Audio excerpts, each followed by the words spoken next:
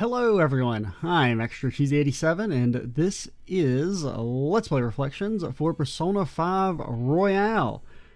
So before we get into the actual video itself and the mini talkie talks that we're going to do, I do want to give a bit of an idea of what the format of the video is going to be for the benefit of anyone who's maybe never watched one of these before, or if you're a poor unfortunate soul who clicked on this video thinking it was like a 4-hour video essay on your favorite game.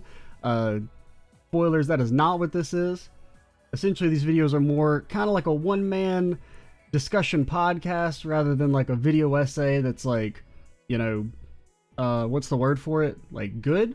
Don't expect that from this. I do have notes to guide me in my discussions, and this isn't like all just completely like rambling off the cuff. I have 20 pages of bullet points to go through. For reference, that is like 3 or 4 more pages than I had for the Cold Steel 4 video, or discussion video that was like 3.5 hours long or something ridiculous like that, so I have a feeling we're going to be here for a long time, which is part of the reason why it's taken so long to get this video out. But to get back on track, basically we're going to start with talking about my background in the series in Persona and why I've only just now played Persona 5 in the year 2022/2023. Then we're going to basically go through a chronological plot, like talking section. Like we're going to go through the plot point by point, blow by blow, all the major arcs, talk about what I liked about them, what I disliked, things that I think could have been improved or tweaked to maybe make each section a bit more engaging overall. Then we move into talking about Royal.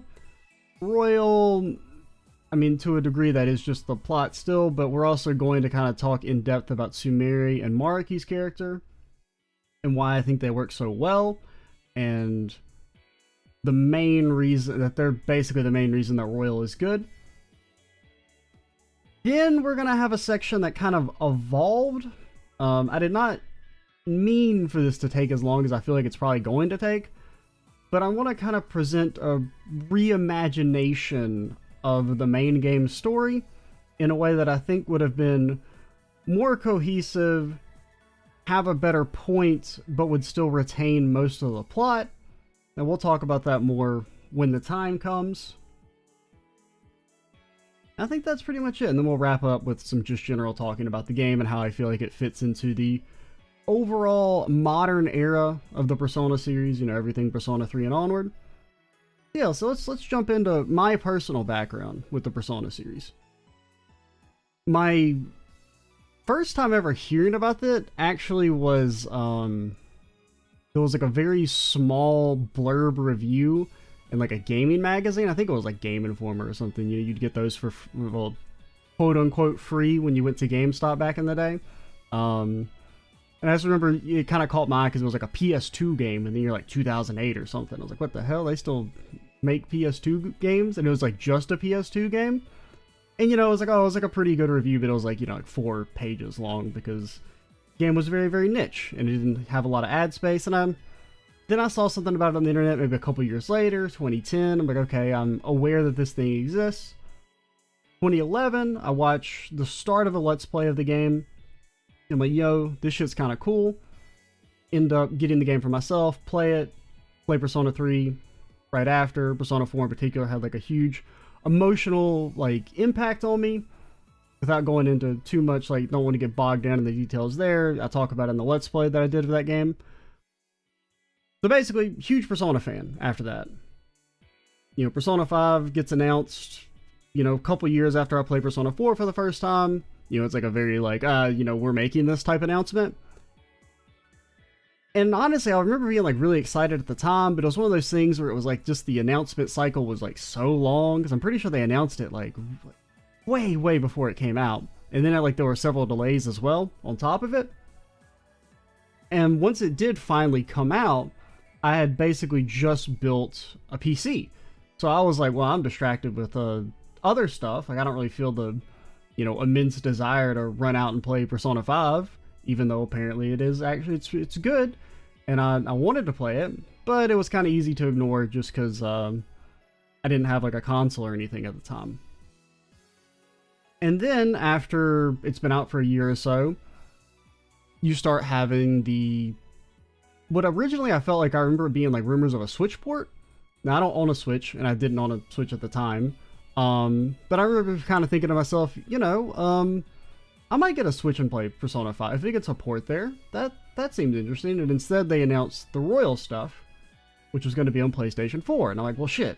Now it's like, if I'm going to play the game, I'd want to play the better version. I'm like, I definitely don't really want to like shell out the money for a PlayStation 4 at the time. So I'm like, yeah, I'll just kind of keep waiting.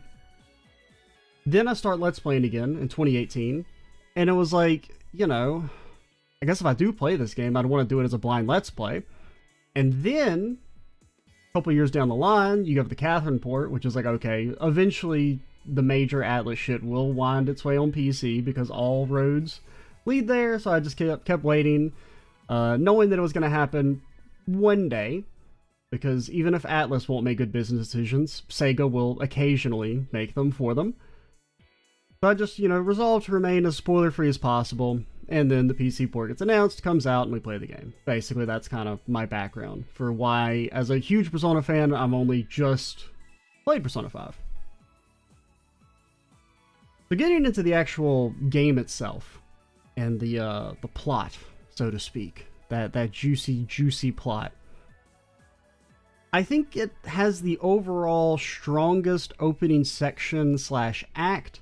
Now, when I say that, I mean like the first 10 hours, not, because usually when you talk about an opening in a game, you mean like the first 30 minutes. Nah, because this game's so long, the opening is like the first 10 hours, basically. Everything up to the end of Kamoshida is what I consider kind of the opening.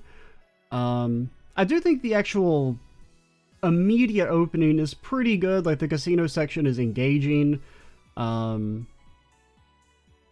Personally, I'm not a huge fan of like flash forward sections that are like really extensive like that, because basically it does make the intro seem more engaging, but in the back of your mind you're like, this is cool, it would be so much cooler if when it actually happens in the main story I didn't know what was going to happen, which I think is a definite problem I have with the casino section and going to prison, is that that's a cool story section, a little bit marred by like, you already know what's going to happen basically before it happens just because of the intro. And plus, I do think the Persona 3 like first 30 minutes are actually still better because A, it doesn't have to like steal joy from like later in the game to make its point. It kind of immediately has like some cool and interesting stuff going on and is engaging, whereas the casino section is cool, but in the back of my mind, I'm just like, this is like, I feel like this is spoiling shit. And it's not a spoiler because it's intended, of course, but that's just kind of how I feel about it. Now, when you get to the actual, flashback stuff, I think that's pretty good. I kind of like how everyone hates the MC. That felt pretty nice compared to, the standard RPG, everyone fawns over the main character, which does eventually happen, but at the start, they're like, fuck that kid. And I like that. That felt good. That's my natural state. It was like an authentic high school experience for me. Now, getting into our first major villain with Kamoshida. Kamoshida's kind of a weird one, because he has all the problems of all the later villains that I'm going to complain about, but it didn't bother me for Kamoshida. And I think part of the reason why is A, he's the first villain, right? He's not meant to be some huge, facet of the game. He's basically just your initial antagonist to kickstart things off. And while him being so just cartoonishly evil in a way is a little lame, I think it kind of also had to happen if you want to portray Kamoshida as what he is, right? If you want to tackle this angle of like this coach who uses his influence to basically abuse and sexually assault his students, like, it's really hard to present that in a nuanced fashion, because if you do that shit, you're kind of just like a monster. So I think I would have been annoyed maybe if they tried to do some apologia for Kamoshida to make him seem like not such a bad guy, because I feel like if you're going to try and tackle these like themes of sexual abuse and the consequences of it, suicide as well, you kind of have to make him just a complete and total piece of garbage. So I didn't really mind it for Kamoshida. I did also, I think, something that works really well for him is that him being so evil as like the first villain, which is like a bit of a break from the way, at least Persona 4, I mean, Persona 4, I mean, it just really just has like the one main villain who doesn't really have that much nuance. Oh yeah, I also should mention, there will be spoilers for Persona 4 and 3 in this video. I will not talk in, well, I'll probably be more direct spoilers for Persona 4 because I remember it more. I've played Persona 3, I don't really remember it that well. I basically just kind of remember like the start and the ending. All the middle shit's a little like, you know, it's been like 7 years, which is why I'm looking forward to playing the game again in about a week. That'll be fun. Kind of lost my train of thought there for a second. But basically, I don't know, I guess it's just Kamoshida being like, it felt like it's so like immediately dark. Like dark in a way that like feels less like dressing and more like this is dark in a real raw way, in a way that Persona 4 and even 3, like I know 3 has its reputation as being like the edgy game. It's really not. It just kind of has like an edgy aesthetic. The game itself is not really that dark, with a few exceptions. At least that's kind of like my recollection. We'll see. You know, anything I say about Persona 3 I would take with a slight grain of salt because it's been about 7 years since I last played the game. So my memory of it's a little bad. Plus, I don't have a good memory in general. Speaking of not having a good memory, I don't know what I was talking about like 2 seconds ago. But yeah, basically I feel like engaging with these themes of sexual abuse and suicide right off the bat is kind of cool. And like it's not that I didn't expect the game to never touch on those topics, but I didn't expect it to happen like immediately. Which it sets a kind of cool tone. Now, it's a little weird because the rest of the game doesn't really ever get that dark as it does at the very start, so I could see that maybe setting up like weird expectations, because the rest of the game is like much more tame. It doesn't really touch anything like as raw as basically a coach raping his students to the point that it forced one of them to try and kill herself. Like, that's fucked up. And it also, I guess, feels like even more raw because, I mean, that shit that's like happens like at a maybe not a frequent rate, but way more than it should, compared to say some of the other situations like say Madarame, which is like a little like, it feels a bit more like cartoony in terms of like the setup and like what's going on. In a way, I don't know, we'll talk about Madarame later.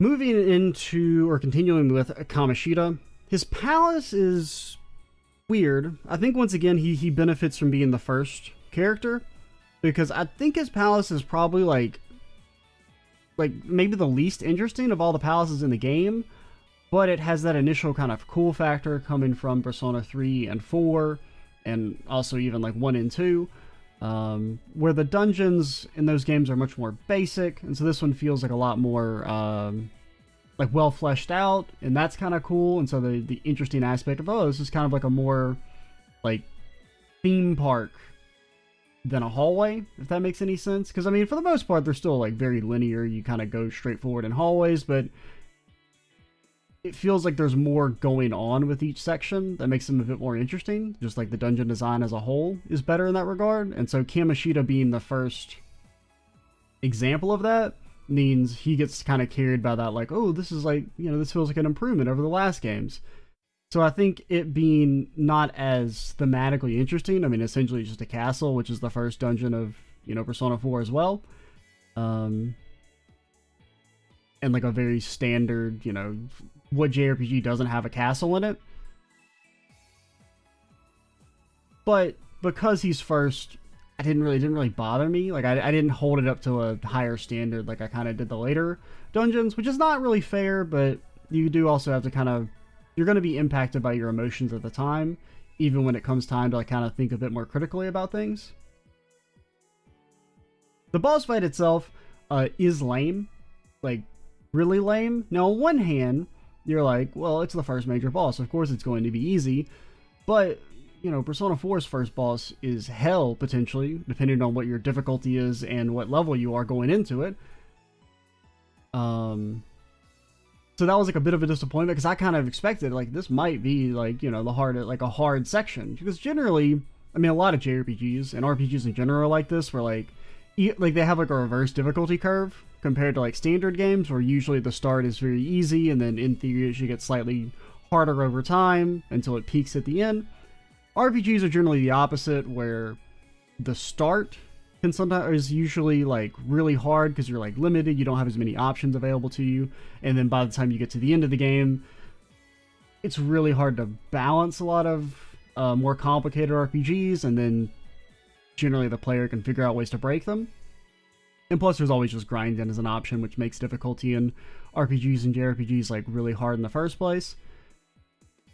With that being said, the Kamoshida fight's just kind of like boring, and it's a bit of a problem with the overall like difficulty and boss design in the game. The game does have a few good bosses, but overall I think it's held back by the game just being like too easy, which is something we'll talk about like later when we get to gameplay and stuff.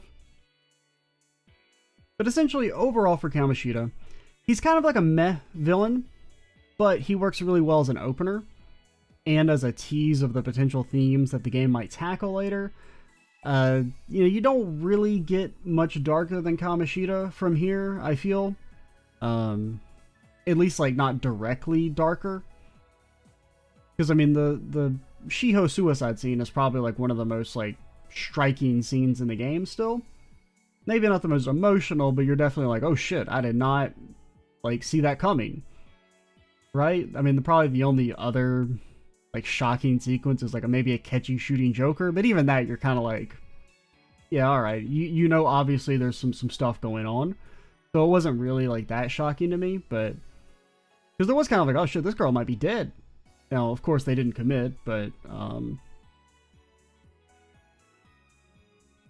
it's still a good sequence, right? So then we kind of move on into Madarame. Now, Madarame is one that I actually have a lot I would change about him. And I will, because I mean, there are some major story changes I would like to see made for, or not really major story changes, but like streamlining and refinement of some of the sections. But some of that's going to be talked about later when we get to like how I would kind of reimagine the game. But we will kind of go in depth on what I would like to see changed for Madarame, I think. But first things first, let's talk about him like as he is in the game normally before we get to my fan fiction, it's going to be like really good fan fiction, I promise. So basically, Madarame is a villain with like potential that I feel is ultimately squandered, which is kind of how I feel about a lot of the villains in the game, aside from Kamoshida, who just like has to be bad. I feel like you just can't make Kamoshida not a piece of shit, right? If you're going to like really directly grapple with him being like a abuser like that, he has to be a monster. Madarame, though, I don't feel like needed to be a monster. He could have gotten away with not being a mustache-twirling cartoon villain. And initially, he comes across as not one of those, which is what's really kind of cool about his investigation. Because you see him a few times, and you're like, he doesn't seem so bad. He's not like, he doesn't immediately give off sus vibes. You know, you have Yusuke defends him several times, you investigate, and you're like, I don't know, we're not really finding anything about him. Like, all we have is this, like, rumor that one of his pupils, you know, committed suicide because of him. You know, you keep investigating, you're still not really finding anything out until eventually you do find that he has a palace. And even then, there's kind of like, alright, he has a palace, he sees his pupils as possessions, but that doesn't necessarily mean that he, like, was abusive and drove this guy to kill himself. So there's still kind of some, you know, shades of gray to it as you make your way through. And it's really up until the break section when you go to have Yusuke do the nude painting stuff, which is very funny. Ha ha ha ha, nude painting. It's like really cool that we have this character be like a really fucking weirdo about blackmailing the squad, and then he joins immediately after. I don't dislike Yusuke as a character, but that's such a very odd decision to have him blackmail the party into forcing on to nude model for him, and then he joins the party and they're all buddy-buddy. I don't know, I just feel like that'd be really fucking awkward in like a real-life situation. Like, I get it, it's partially just because Yusuke's a weirdo and he doesn't kind of realize how, like, uncomfortable his request is. But, I mean, he, like, literally blackmails the party into, like, turning them into the police unless he lets them see... Unless they let him see An naked, which is weird. You can't convince me that's not fucking weird. But, yeah, going back to the story and whatnot, that was unplanned. That was not in the notes, by the way. Yusuke, like, that scene where you see Yusuke, like, you know, you kind of learn the true... Or, like, where Madarame's trying to initially explain why he has the Sayori, like, that's a kind of interesting explanation. I mean, it has a few little logical holes in, like, the way he presents it that get, you know, sussed out by An, like, immediately. But that basic idea of the story that he, you know, made the Sayori and it got stolen or something, like, he like, lost his drive to create art and had to leech off his students, is kind of interesting. Like, he's the bad guy in this situation, but it's like, well, if he is legitimately providing some value to these students and they're willingly agreeing to share, or like to let him say their art is his, it's not like a toxic situation in a vacuum, right? Like, it's not necessary. Now, 99 times, I mean, he is coming from a position of power, right? So it is kind of like, it's not something you should be doing, and Madarame's the bad guy there, but he's not a monster for that, necessarily. And so then you continue on with the dungeon, and it's really just up until, like, the very end when Shadow Madarame's like, yeah, I made all that shit up, and I watched as your mother died, Yusuke. Haha, look at me, I'm so evil. Like, that's just such an eye-rolly moment that didn't need to be there. Like, at all. Because I feel like you kind of set up Madarame to be a character that didn't need to be a monster. Like, you could have some nuance with him and have it be different. But instead, he's just like, haha, I'm gonna twirl my mustache as I talk about how your, like, mother died, and then I'll never be seen again. So basically, my proposal for Madarame would be to make him not quite so cartoonishly evil. So my proposed revision would essentially start with Madarame and Yusuke's mom were friends, like, kind of how is stated in the story.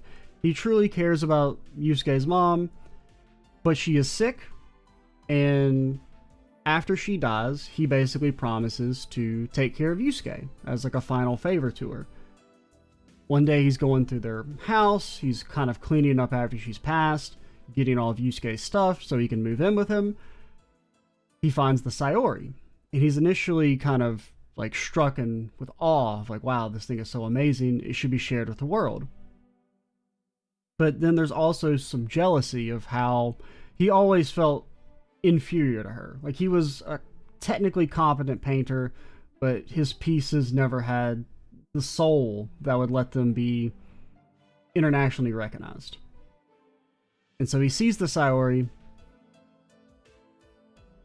and he basically decides to say it's his own, partially because of his own innate jealousy and desire for fame, but one of his reasonings would be, if I present the Sayori and become famous, then think of all the resources I'll have for Yusuke.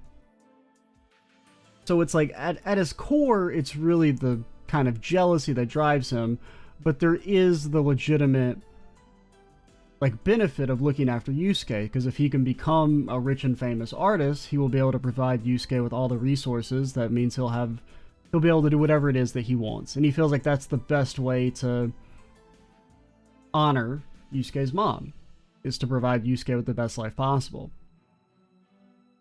So he presents the Sayori, he gets, you know, some immediate fame and recognition, but upon seeing the Sayori, like, displayed, he starts to feel this, like, guilt about it, because he knows it's not his, and he feels bad about getting all this credit, so he does still steal it. That part still happens, but it's more out of a, like, I don't want this to be displayed. Like, every time I see it out in public and people praise me for it, I just feel kind of sick, right?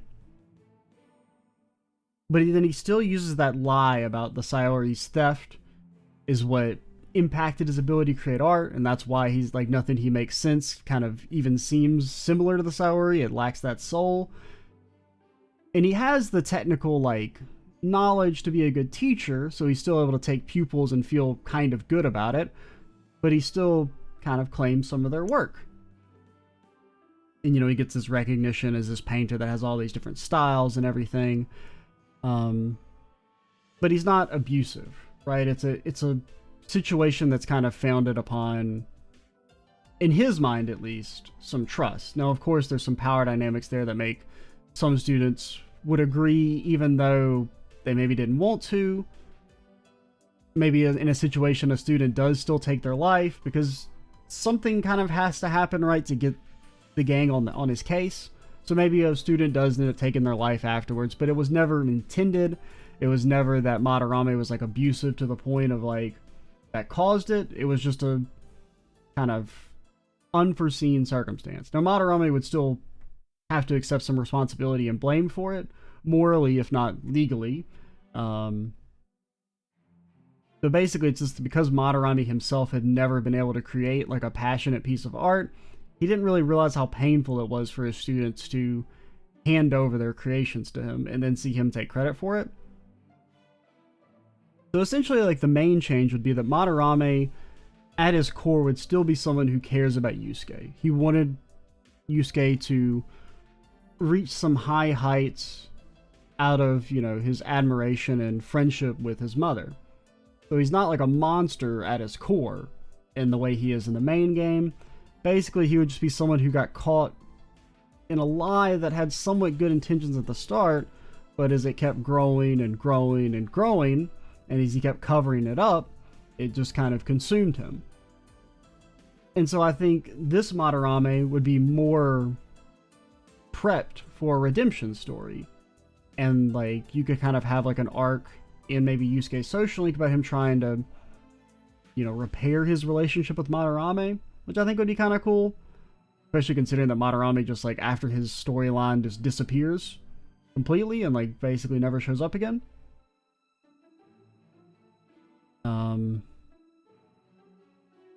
Trying to think if there's anything else I wanted to mention if I got everything out there. I feel like I did, but I also feel like I'm forgetting an aspect of like what I would want changed. But I think that's, I mean, you kind of get the idea, right? Basically, Madarame no longer as awful is the core idea. Maybe some tweaks that need to be changed there. Like, I mean, I guess you still have to answer like, why would he have a palace? I don't really know. I didn't really think that through now that I think about it.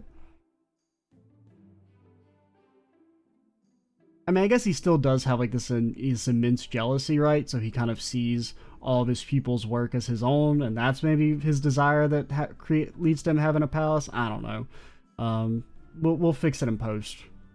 But you get the idea, right? I think that's better than what's in the main game, personally. Now, of course, I'm biased because it's my idea. But let's move on to the next section. Oh yeah, I didn't actually talk about Madarame's dungeon and boss fight. That's what I was forgetting. So Madarame's dungeon is probably my second least favorite overall. Not necessarily because it's bad, I just don't like it as much as the others. The art museum heist stuff, I just didn't find it like as materially as interesting. Well, I don't know, maybe I liked it more than Kamoshida's. Because my least favorite is Okumura's. So maybe I think, well, my biggest problem with it, like gameplay wise, is the forced break in the middle kinda sucks. Because you don't, like, you lose that sense of tension of like trying to conserve your resources to do the dungeon in one shot. So having the forced reset where you get all your HP and mana back makes the dungeon less interesting from a gameplay perspective. I'm trying to like remember some of the gimmicks in the dungeon.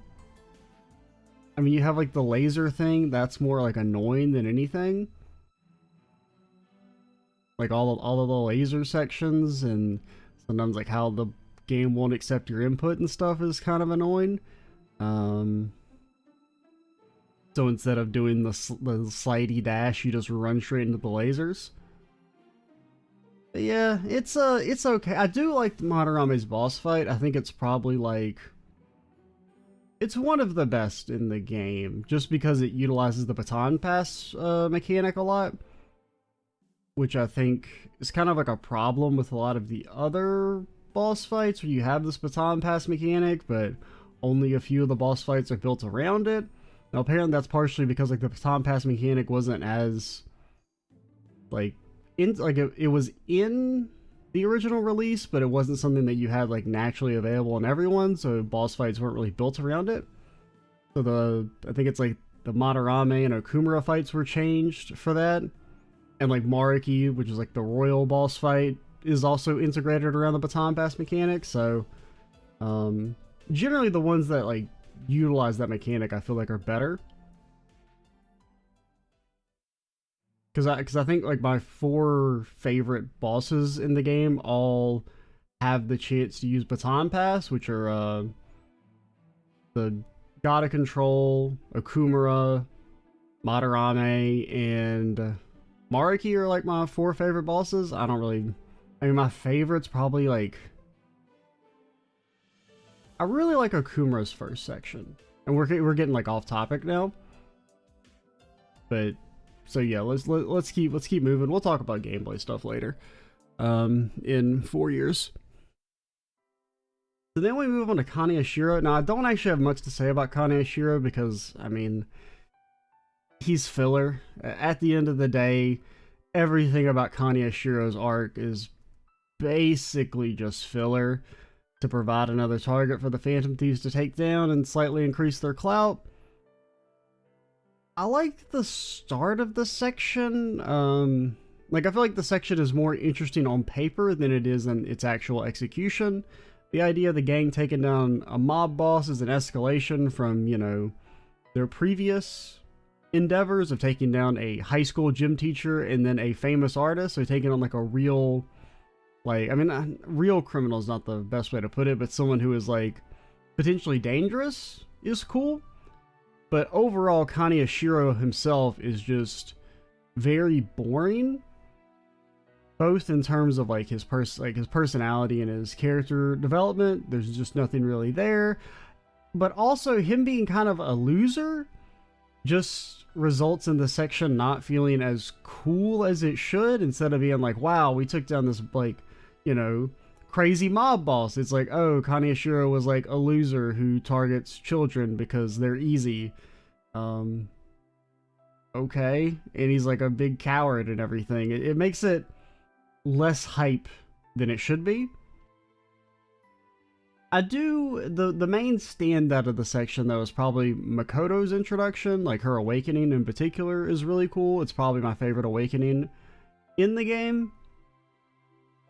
I did also like the way she's introduced at the start, like in kind of like a slow fashion with her like stalking the main character everywhere. Thought that was kind of cool. The bank heist vibe I enjoyed more than the art museum and the castle. Gameplay wise, I like that it was like a kind of long, lengthy dungeon, so it gets points for that. At the time, it was probably my favorite dungeon gameplay wise. The boss fight's a little meh. It's better than Kamoshida, worse than Madarame's. Definitely on the lower end for all of the boss fights. I did like the bodyguard section and like the way you had like you could put them to sleep to attack the main guy. That's pretty cool idea. Now if you don't have sleep going into it, I guess it's a little fucked. But we did have sleep, thankfully, so that was kind of cool. Does Makoto have sleep naturally? I think Makoto has sleep by default, and you're most likely going to use Makoto there, so at least it's a little built in. I mean, you have An and Makoto should still have sleep at that point, so you should be able to sleep them. But if you can't, then it probably does suck a little bit. But yeah, overall, like, I mean, I don't have like any like ideas how to even really fix the section, because Kaneshiro, there's just like, they don't really give you anything to work with. Like with Madarame, at least there was kind of something to work with, I feel. For Kaneshiro, nothing. My main idea would just to make him like cooler, make him like a real like kind of badass mob boss dude, so taking him out feels like cooler. But overall, it's just not a very memorable section. Aside from Makoto's awakening, which is cool, and I mean it's not bad, but it's just kind of there. So I think we're gonna move on to Futaba's section. Now, Futaba's section is great overall. It's probably the best like dungeon arc in the game. Mostly because it reverts to the Persona 4 formula instead of the new formula of there being like a bad guy you have to take down, where it's just you're kind of working through Futaba's own like trauma in the section, and there's no real antagonist to it. I mean, there's, you know, the memory of the mother or whatever, but that's not like a real like boss, so that's not like a real person that drives the conflict or anything. And I do also like the lead up with the Medjed stuff, because I mean I had a bit of a problem with like the Medjed being like, oh, they're gonna take down the entire country and there's nothing anyone can do about it. It comes across as a bit eye-rolly, because the idea that this like hacker group is gonna take down the entire country is like, I mean, come on. And there's like nothing they can do about it, even knowing in advance. I don't really buy it. Especially considering they even walk back the capabilities of the group later on when they're like, oh no, actually, they couldn't do that shit because Futaba's the real Medjed. Now she could do it because she's a special little snowflake, but no randoms could ever do it. Basically, I mean, I talked about this in the Let's Play, but I really feel like it should have just been that they're going to target supporters of the Phantom Thieves, like anyone who's posted on the fan site or, you know, had any sort of public posts about supporting the Phantom Thieves, because that way it's like a little personal, you know, they're coming after our fans. These people are only in the line of a target specifically because of us, whereas it's like, it feels like trying to take out the whole country because of the Phantom Thieves feels a little contrived. Now, it is a little contrived because they're not doing it naturally, as is revealed later, so there's story reasons for it, and it needs to be like super high profile to increase the Phantom Thieves' clout. But personally, I think it would have been a bit more engaging if it was just they're trying to go after Phantom Thieves supporters. So there's like kind of like some personal stakes, and it also feels like, you know, hey, we have to get involved in this because this is our mess, right? These people are only being targeted because they showed support for us. But going into Futaba's dungeon, you know, it's maybe my favorite dungeon in the game. Probably. I mean, I like the, you know, Indiana Jones, Tomb Raider vibe of like raiding this pyramid, and it's like the first one where you see the distortion affect more than just the palace, right? With like the desert town and how like the whole surrounding area is turned into a desert as well is kind of cool. Now they don't really do much with the desert town. I think maybe having that section be a bit more extensive could have been kind of neat. But yeah, it was just nice to not just have like a generic bad guy at the end, and instead it was more about exploring a character's, like, I mean, Futaba gets development before she even joins the squad, which is good, like through her own dungeon, which is something that is kind of nice. Gameplay wise, the dungeon's pretty cool as well. You know, there's no forced breaks or anything in it. I do also like how like the setup, I forgot to mention this about like how it's Futaba that contacts you at first. You know, it's like a direct illustration of like how the Phantom Thieves clout is growing, that, you know, now people are directly contacting them asking for their help.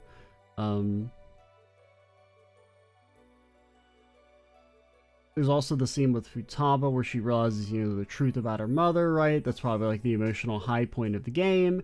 Granted, it is also like maybe the only emotional moment in the whole main story.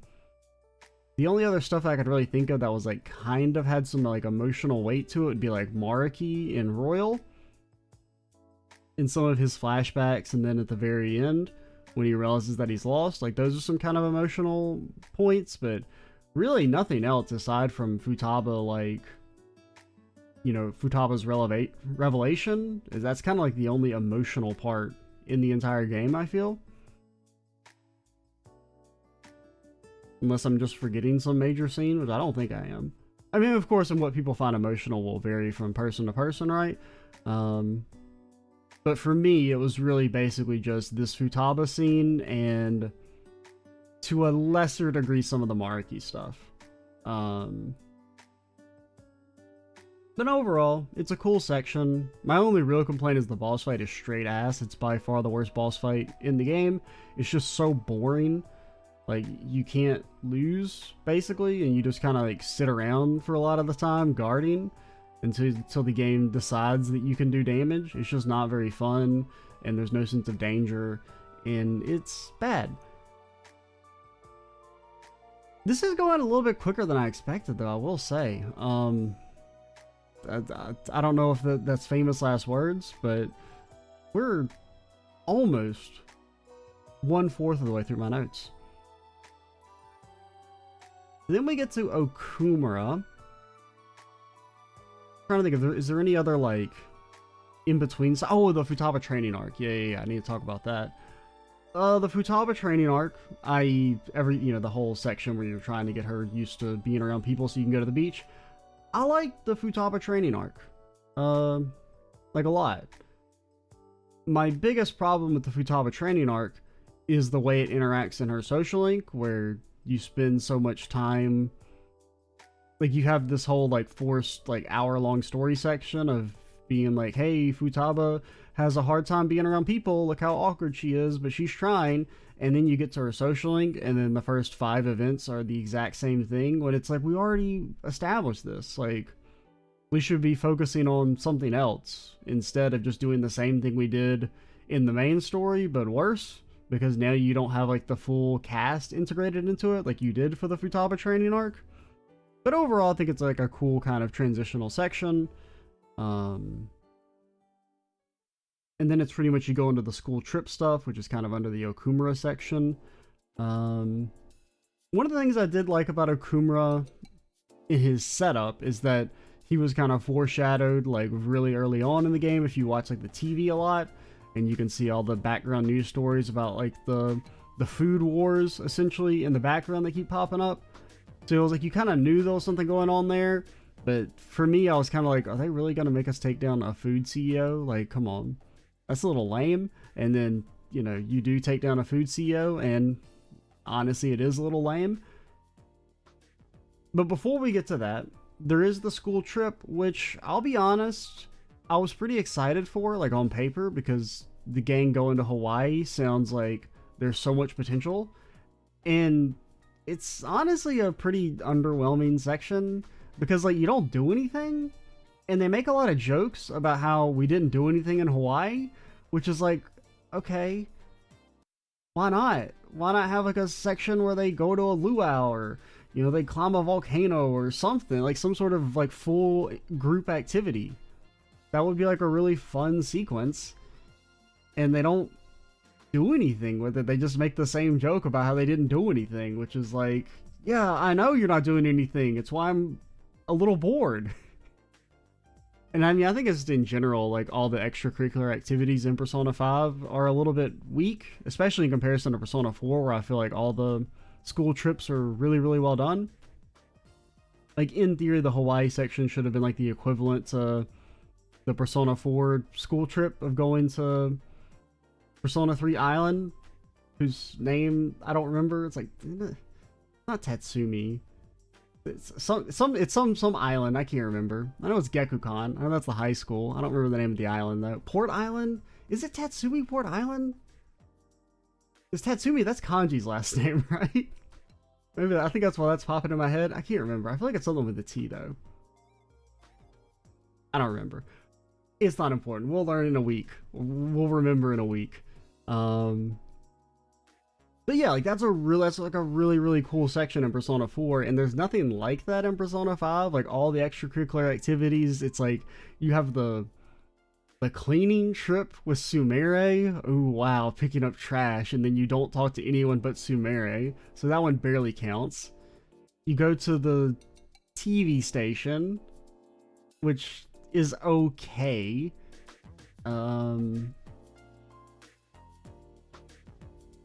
Is there anything else before the school trip? I feel like there's one other thing that I don't remember.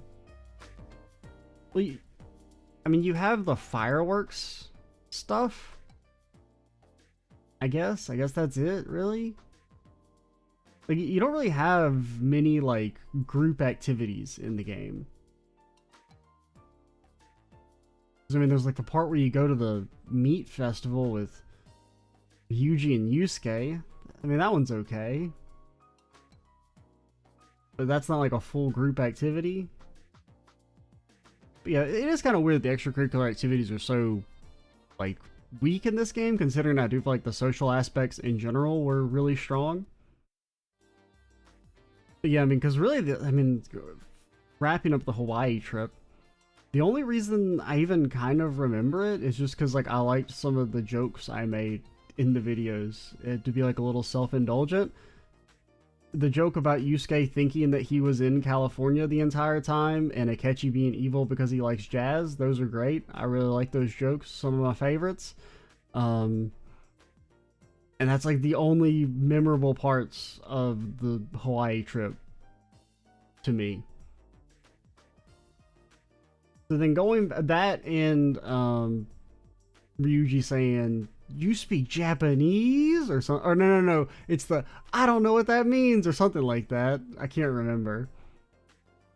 When he's trying to talk to the, like, travel checker person. I think that's their official title. Passport guy? I don't know what you call those people. And he's, like, clearly doesn't understand what they're saying. That's pretty good. Then you get back from Hawaii, you have the principal assassination, which is, I mean, it's a thing that happens. I don't even really have anything written down. I just have principal assassination. Because I'm like, I don't really know what to say. I was like, oh, the fucking Humpty Dumpty died. Oh, wow, I don't really care. I mean, it's kind of like, I mean, the cutscene where he dies is kind of cool and creepy. And I do like how it does advance the, or showcase the capabilities of who you're going up against, right? That this guy gets, you know, fucking iced as soon as he's supposed to be going to the police. Now, I will also admit the idea that he was supposed to be going to the police did not come across well in that cutscene to me. I thought he was just, like, crossing the street. I didn't realize that was supposed to be a police station. And so it wasn't until later when they say he was going to the police station that I was like, oh, that's why he got murdered. I thought he just got murdered because he was, you know, annoying.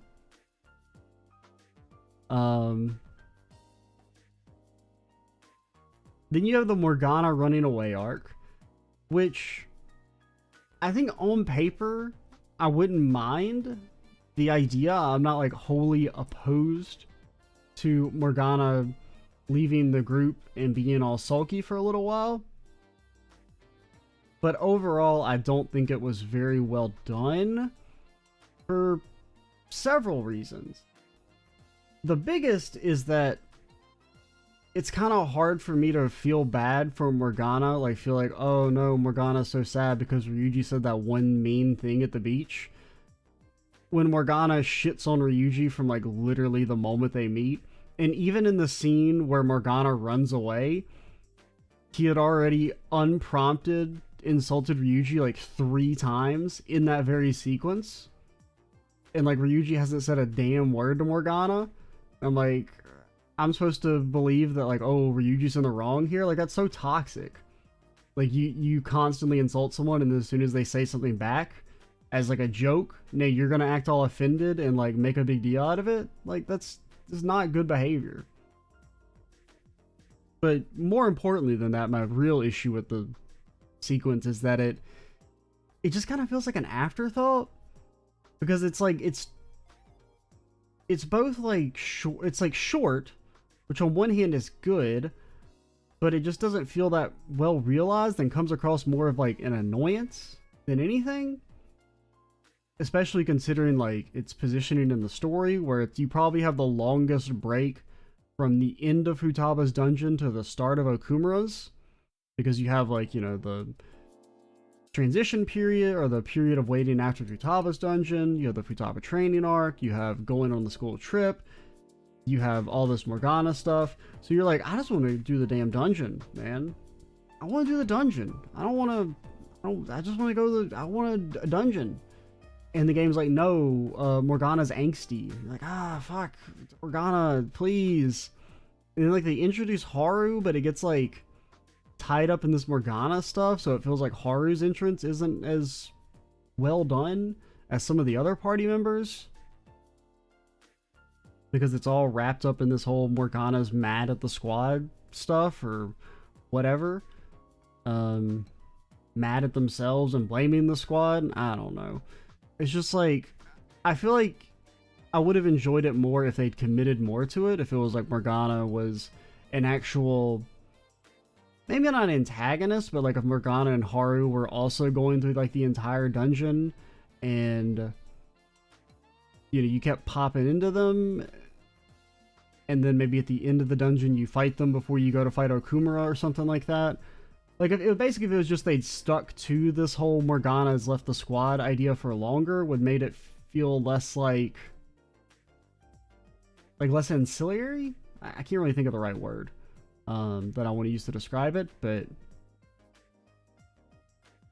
because it's just like, it feels like the way it's executed in game. It's like, Morgana left the squad 45 minutes later. Morgana's back. We're never going to talk about it again.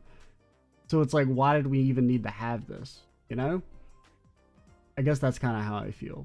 Where if it had been like, oh, Morgana's left the squad for like the entire dungeon, it would feel a bit more realized, maybe? I think that's basically how I feel about the Morgana stuff. And plus, it's just like, I don't feel like Morgana was like justified in being so like distraught over everything and like leaving the party and blaming them and everything. I don't know.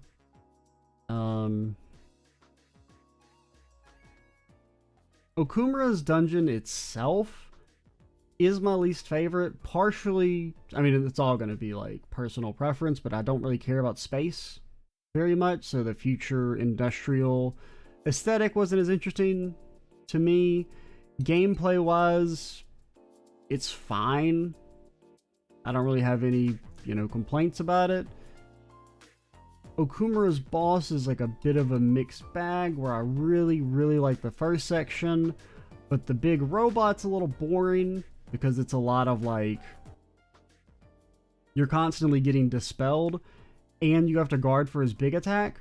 So unless you get kind of like it's hard to have everything line up to actually be able to do damage to the big boss, because what kept happening is I would be ready to attack, and then he'd start charging a super attack, and then it's like, oh, well, now you got a defender, it'll get one shot. And so then you defend against a super attack, and then you get like Dakajit, or your buffs wear off naturally.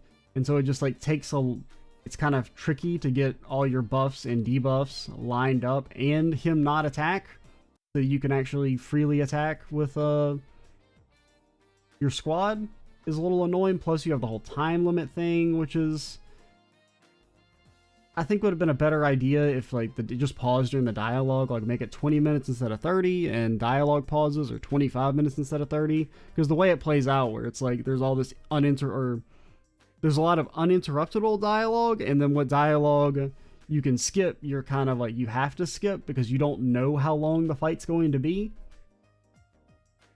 So you're like, I feel like I have to skip this dialogue and skim it. Like, I can't let the voice acting play out because I'm going to lose like 10 minutes. I'm going to lose like a third of the overall timer, and I don't know how long this fight is. And it's actually a pretty lengthy fight as well. I guess it mostly just depends on how quickly you take out the big robot. And if you know the weaknesses for the robots coming into the fight, that helps a lot. Because if you have to do like any sort of guesswork of like, oh god, what are these things weak to? I didn't actually figure out their weaknesses in the main dungeon, then it's kind of a pain in the ass. But overall, it is cool, at least the first section. Now, I guess my idea for revamping the dungeon, I have a bit of an idea for it. Essentially, it would focus on making Okumura more of a a misunderstood and neglectful father than like straight up abusive like he is in the main game, where he's just like, I don't care about my daughter and want to sell her off for my own political ambitions. Because that's another thing, is Okumura, I mean, I didn't really mention it, but he's a very bland, like, one-dimensional character, like all the antagonists in this game. So, like, my basic idea would be that they're investigating Okumura as normal. They find Haru. Haru kind of confirms to them that, like, her dad's up to no good. She doesn't trust him. Like, basically, Haru would be very antagonistic towards her father. And then over the course of the dungeon, after she's joined the squad, you would have, like, several flashbacks the same way you have in Maruki's dungeon later on, where you kind of see, like, you know, Haru as a little girl and how they had, like, this great relationship when they were younger, but Okumura became more and more obsessed with this idea of political ambitions because he wanted Haru to have, like, the best possible future, to have this life that he wasn't able to when he was younger. And so he becomes obsessed with this idea of providing, that he begins to neglect actually being a father to her, and they become more and more distant. And partially it would be that, like, Haru, as soon as she's no longer getting that same amount of attention that she was when she was really young, she kind of, like, pushes her dad away even more. So there would be, like, some blame on Haru because she kind of gave up on the relationship instantly as soon as she was no longer the 100% main priority. And so then from there, she got into, like, her teenage years. You know, there was no effort made by either of them to really repair the relationship. Okumura would be kind of presented as being a bit little oblivious. And just thinking that, you know, it's hard just being a teenager, right? Teenagers are supposed to, like, be distant to their parents and not really understand, like, why she was so distant.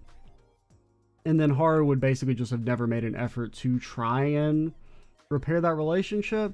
And so over the course of the dungeon, via the flashbacks, Haru would kind of, much like in Futaba's dungeon as well, like, realize how much her dad used to mean to her and how much she really does want that relationship back.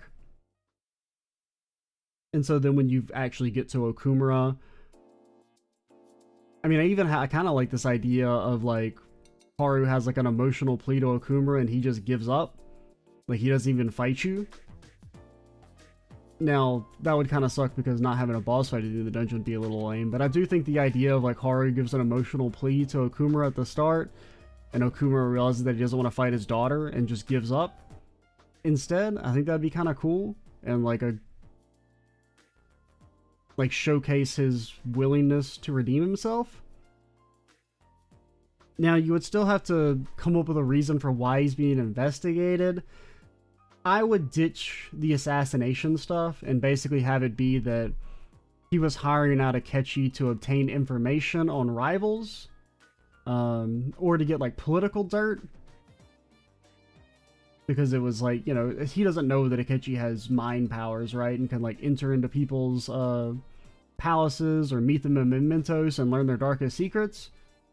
But it's just that he hires Akechi as, like, a detective, and that would be your link to the... Or he doesn't know it's Akechi, but the link to the black-faced man is not that he's going around assassinating people, but more that he's being used for, like, corporate espionage. So Okumura would still be, like, committing a crime and have to be arrested and everything. But he wouldn't be around assassinating the wild duck fry cook or whatever. And a lot of it would also be presented as, like, the business, like, in the overworking of workers, would be less that Okumura is out here twirling his mustache, like, running people into the ground, and more that he just, like, became so obsessed with this idea of becoming a political figure and obtaining the success and fame that would give him, that he just wasn't running the company, and mismanagement was why everything was being run into the ground, something like that. Because it's, like, basically at the end of that, I want Okumura to still be, like, a bad guy who needs to be held accountable, but I don't want him to be, like, a mustache-twirling villain, basically. And then also having Akechi not be an assassin for hire would make Akechi a less shit character. If they're going to still try and do the let's be friends with Akechi stuff. Because we'll talk about this later, but My problem with Akechi is not that he's a monster. My problem is that he's a monster when the game he didn't need to be, and then the game expects you to be like, oh, Akechi's my boy. I really want to be friends with him. And I'm like, I kind of don't want to be friends with him. He's not a good guy. So overall, Okumura, like, he is still essentially filler, much like Kaneshiro, and honestly even Kamoshida. Like, Okumura, Kaneshiro, and Kamoshida, their characters are all interchangeable for the most part. Now, Kamoshida is a bit more important because, you know, him being at the school and everything is necessary for the start of the game. But, like, you could basically just, like, make Okumura Kamoshida or Kamoshida Okumura, and it wouldn't really change very much. Like, their character and personality traits are not that distinct. Because, I mean, or same with, like, Kaneshiro. Like, if you made Kaneshiro and Okumura switch spots in the story, it wouldn't really, like, change anything. Like, they feel very...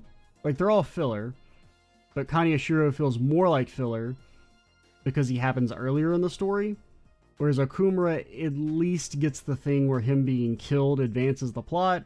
But there's no reason that couldn't have been Kamoshida who gets killed and the blame is placed on the Phantom Thieves, or Kaneshiro who gets killed and the blame is placed on the Phantom Thieves, or any of the other characters, right? I do like the live assassination a lot. My only real problem with it is, of course, that it's, you know, forecast ahead of time. Which, I mean, I get it. It's supposed to be like dramatic irony and everything of like, oh, you know he's gonna die on the interview, but the gang doesn't know. But dramatic irony is lame. I'll say it. It's bad, and I don't care about it for the most part. So instead, I think they should have just not shown Akechi murdering Okumura's shadow as the gang leaves, and then when he goes to do his interview and you think it's going to be like all the other normal interviews, he fucking dies, dude. That'd be pretty cool and shocking. Instead, basically, I don't know, like, I get what they're going for. It's like, oh, they're going to Disney World, but they don't know that the interview is actually going to mean Haru's dad dies, and there's supposed to be this sense of, like, tension, I guess, because the player knows something that they don't know. But I don't know. Overall, I feel like it would just be more impactful if he had died without us knowing it was going to happen ahead of time. So then we kind of move into the Sai section, which is pretty cool overall, I would say.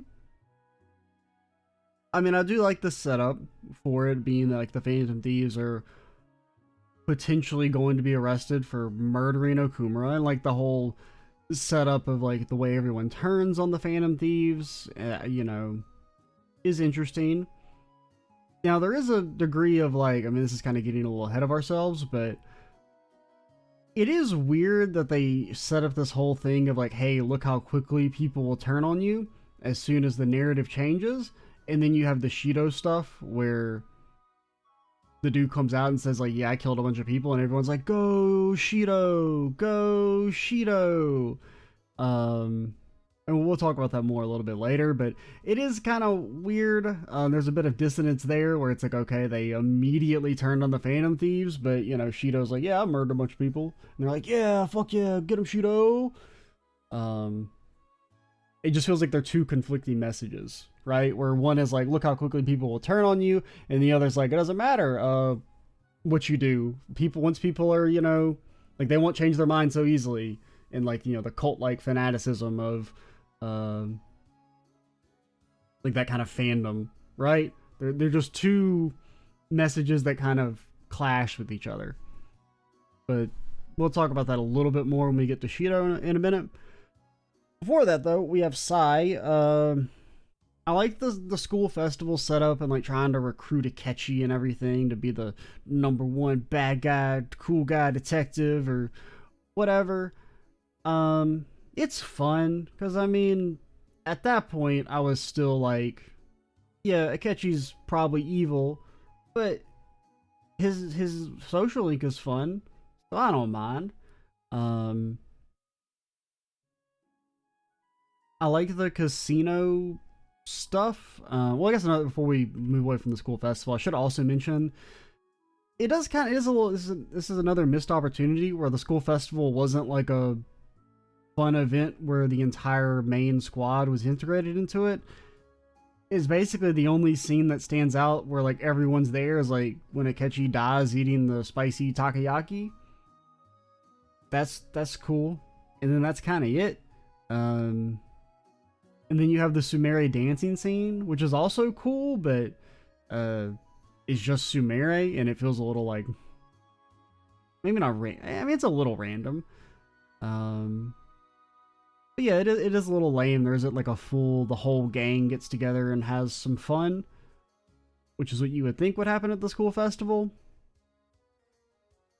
But then going into the size dungeon, I like the casino stuff. The theme's cool and all that. I think it would probably be my favorite dungeon if it wasn't for... I mean, you already know how it ends, right? Like, the capture sequence in particular would have been so cool if it had been... Like, if you didn't know it was going to happen. If it had just been, like, you beat Sai and then it's like the police are in the fucking metaverse. What? How does that work? And then you try and make your escape and then you do actually get captured and go into prison and all that. Like, that would be so much cooler if you didn't know it was going to happen.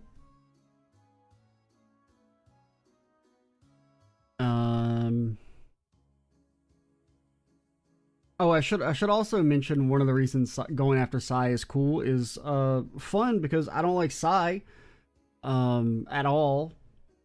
Like, she's probably my least favorite character in the game, mainly because I mean, she's just kind of annoying and neglectful and emotionally abusive the entire time, but also, like, they never hold her accountable at all, because it's very much implied that she cheated on her cases in order to, like, get personal advancement, and then nothing ever comes of that. Like, I feel like she's more guilty than Madarame then, right? And we make a big deal out of making Madarame repent, whereas Sai gets to just go on doing her damn job after the implication that she was completely and totally corrupt as a prosecutor. And then she never even, like, apologizes or repents. Like, I mean, she doesn't even have, like, a change of heart, really. She's still, like, a bad lady the entire time. It's weird. And it's just, like, I don't know. And then plus she just has all these, like, little scenes where she's just like an asshole all the time. Like, I mean, I mentioned this, I think, in the Let's Play as well, or one of the bonus videos, that in, like, the bad end, where if you take her deal or whatever, she, like, basically is like, if you don't take this deal, we're gonna fucking use the death penalty on your ass. And then as soon as you take the deal, she's like, you're a little wimpy baby boy, I can't believe you took the deal and so out your friends. I'm like, you're the one that just threatened to use the full power of the government to kill my ass, you little fucker. And then you're like, oh, wow, I thought the leader of the Phantom Thieves would have more resolve than that. I'm like, well, don't throw around death threats, okay? Like, you can't, it's just, she's just so annoying. It just makes me, like, speechless at how much she annoys me. And she wouldn't annoy me so much if the game treated her like an asshole, but the game never treats her like an asshole when she is an asshole. Yeah, that's the Sai mini rant. Where were we? We were in Sai's dungeon. It's cool. I hate the part with the switches. That part's really dumb when they say, hey, go to the employee only area, and then you open your map and you're like, oh, okay, I see employee only area on my map. I'll go there. Wrong. When we said the employee only area, we didn't mean the employee only area on your map. We meant the back room of this one zone that isn't called the employee only area. Just confused the hell out of me. And is annoying. If they just called it something different, if they hadn't used the name of the other area that pops up on your map, I wouldn't have been confused. If they just said it's in the back room with the, like, electrical equipment, I wouldn't have been confused. Her boss fight, I think it's like a cool idea. It's hard for me to really judge it because Futaba cheated and we won in like 5 turns, so she never did her like phase changing stuff. She just kind of like did her one-shot attack and we didn't die. And yeah, because we had Endure up, and that was kind of it. Because like I think, did Futaba double cheat? I don't even remember. I just know the fight was over in like 5 minutes, and it wasn't even because like I'm good at the game. It was literally just because Futaba cheated, basically. Then we get into the prison break arc, which is probably that's the peak of the main game story. That's the coolest overall section. Is the psyoping Sai into giving the phone to Akechi, and then Akechi killing Joker, but Joker's not dead. Actually, he was in his mind palace the entire time, and he's already escaped. That's cool. That's a really just neat moment, letting the Phantom Thieves actually outsmart someone for once after kind of constantly being outmaneuvered the entire game. Now they finally got one up over on Akechi and whatnot. Now, one of the things I do dislike about the section is the explanation sequence. It's so weird that they spend like 20 minutes going into excruciating detail on the most minor stuff and how they establish their plan. Yet the most important element, how they got Akechi to cross over into the metaverse, is glossed over and is relegated to side dialogue after the sequence is over. Like, that's all you needed to tell me, was how the hell did you get Akechi in the metaverse? And then they're like, GPS. I'm like, okay, whatever. I guess I'll buy it. I'm just like, I mean, could you really have gotten the GPS to work? Isn't he like underground or something? But that's beside the point, right? This was mentioned by someone in a comment that actually would have just made more sense for them to be like, hey, we used the audio recording on Akechi's phone to know when he entered the room. Which I think that would be a better explanation than we had the GPS and we were able to exactly figure out where he is, to like the foot. We knew exactly when he was in the hallway. It would make more sense if it was just like we still had the voice recorder thing on his phone and that's how we figured it out. But even then, it's kind of like, oh, we were able to remote activate the app from a distance because there's a shortcut feature that we never mentioned before. Is a little weird. But, I mean, it's less that my problem is less, like, about the explanation and more the fact that they don't explain the thing they needed to explain. And they're like, you can talk to Futaba later about it. Now let's talk about, like, the most obvious shit for 15 minutes. It's just odd. Because it'd be one thing if they were like, hey, we don't want to get bogged down and like talk about all this like detail. It's like we did some stuff, Akechi got in the metaverse, the Joker's out. If they were trying to be brief, it wouldn't bother me so much, but because they spend like 20 minutes just going into every little thing, that's why it annoys me that they just gloss over the actual important part. Then we have the big Shido. I mean, I'll lay it on the line. Shido's a bad villain and an awful main antagonist. Just truly, truly awful because he's so boring and one-dimensional. His dungeon is kind of cool, though. I'll give him that. And I do like the setup of, like, Joker's a freaking outlaw and he has to do crazy gangster shit, like not go to class. I like that. Even though you do still just like get to walk around town and talk to everyone, and it's like it doesn't really functionally change anything, but it's nice flavor for the section.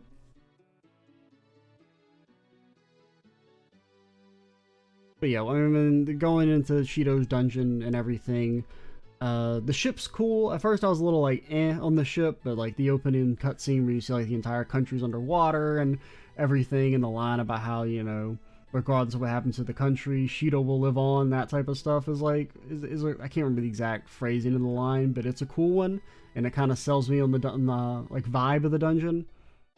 And I do like how the dungeon had these like little minor story sections interspersed throughout.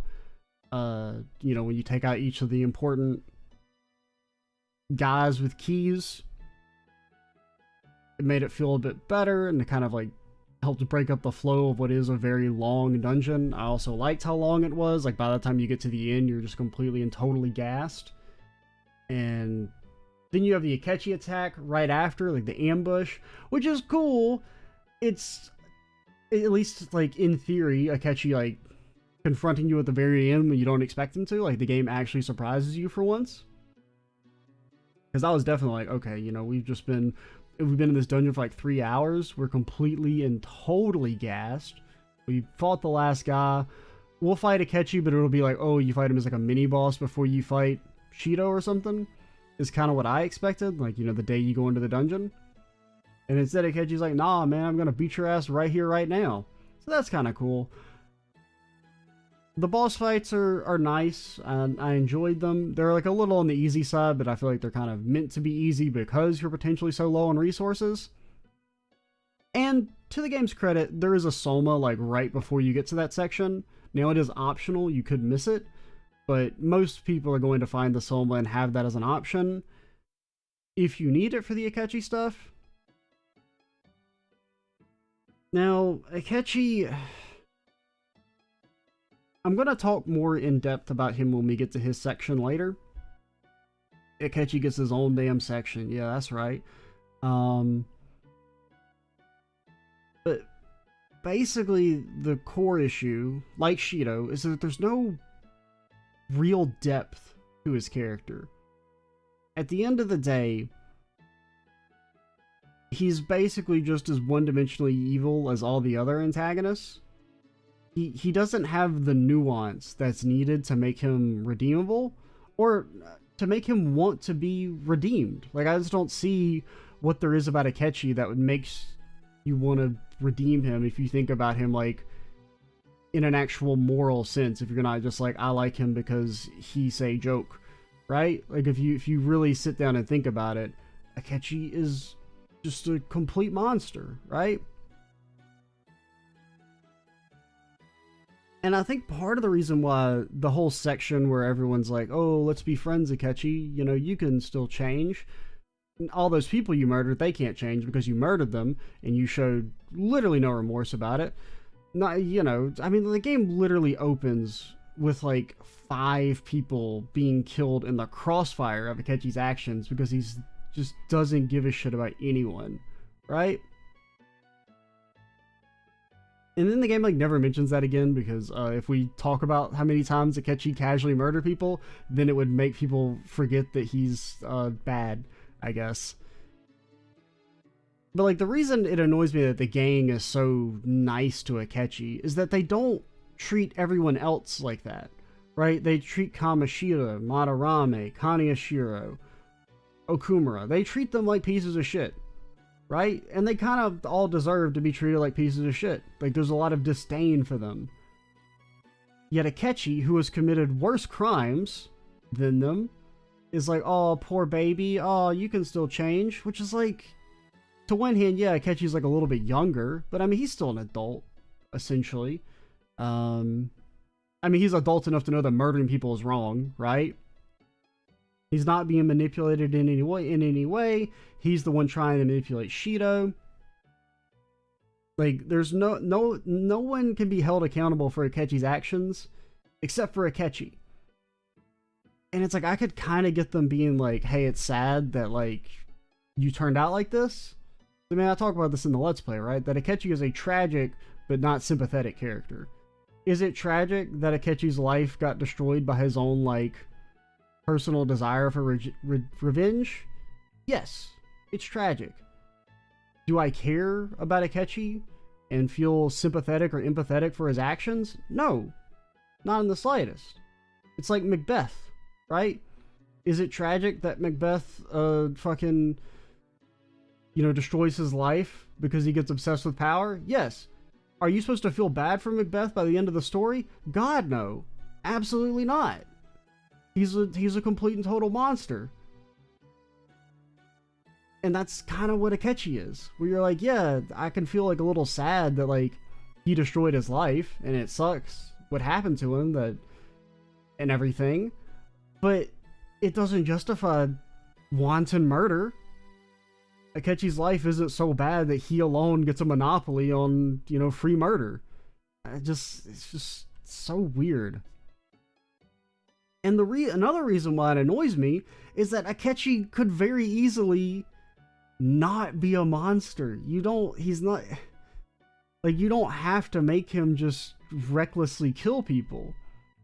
Because it's like, the game even tries to, like, psyop you, where Akechi says something along the lines of, like, you know, everyone I killed deserved it, which is just obviously not true, because as mentioned, the game opens with, like, 5 people dying because he murders, like, a train operator, so that some dude could have a scandal so that he could advance politically. Like, what did the train operator do? Okay, even if the train operator was evil, for some reason, what about everyone else who died in the crash? Or the, like, dozens of people who were injured? Like, because there's a lot of times where Akechi feels like he was written by 2 different people, which to a degree, that probably is the truth, right? Especially with, like, the way his character is, like, kind of revamped in Royal, based on what I've been told, since I've never played original Persona 5. Now, like, a lot of his, like, you know, social link and stuff is new, and would probably be written by new people. So, like, it feels like there's one hand where in the main story, they're like, Akechi is evil, 100%.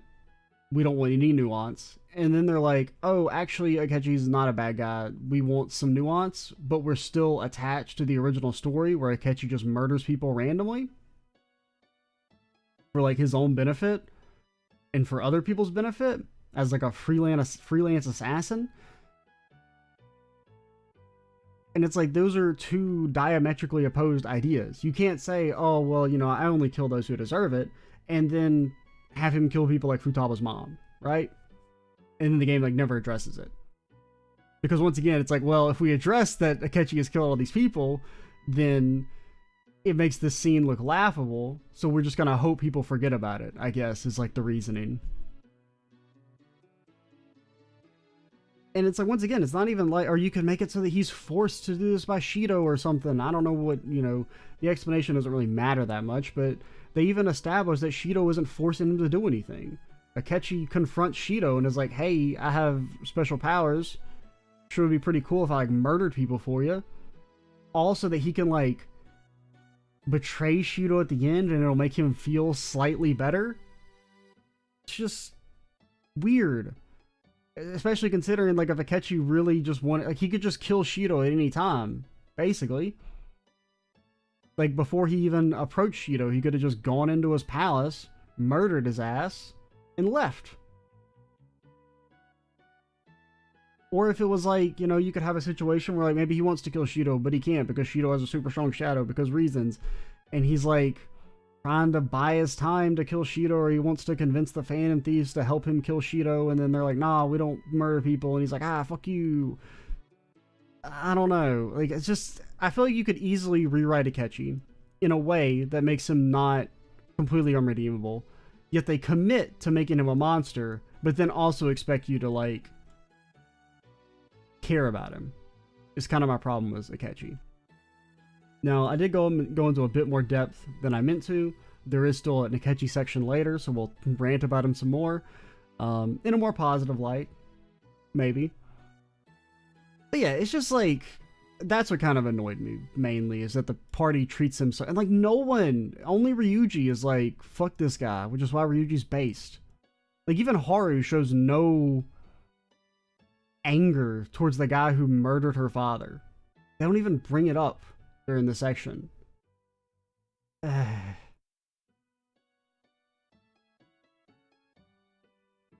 then we go into the Shido boss fight, and just Shido's character in general, which I kind of meant to talk about earlier, but I forgot.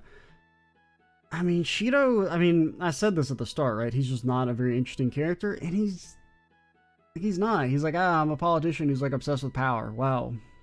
Real original.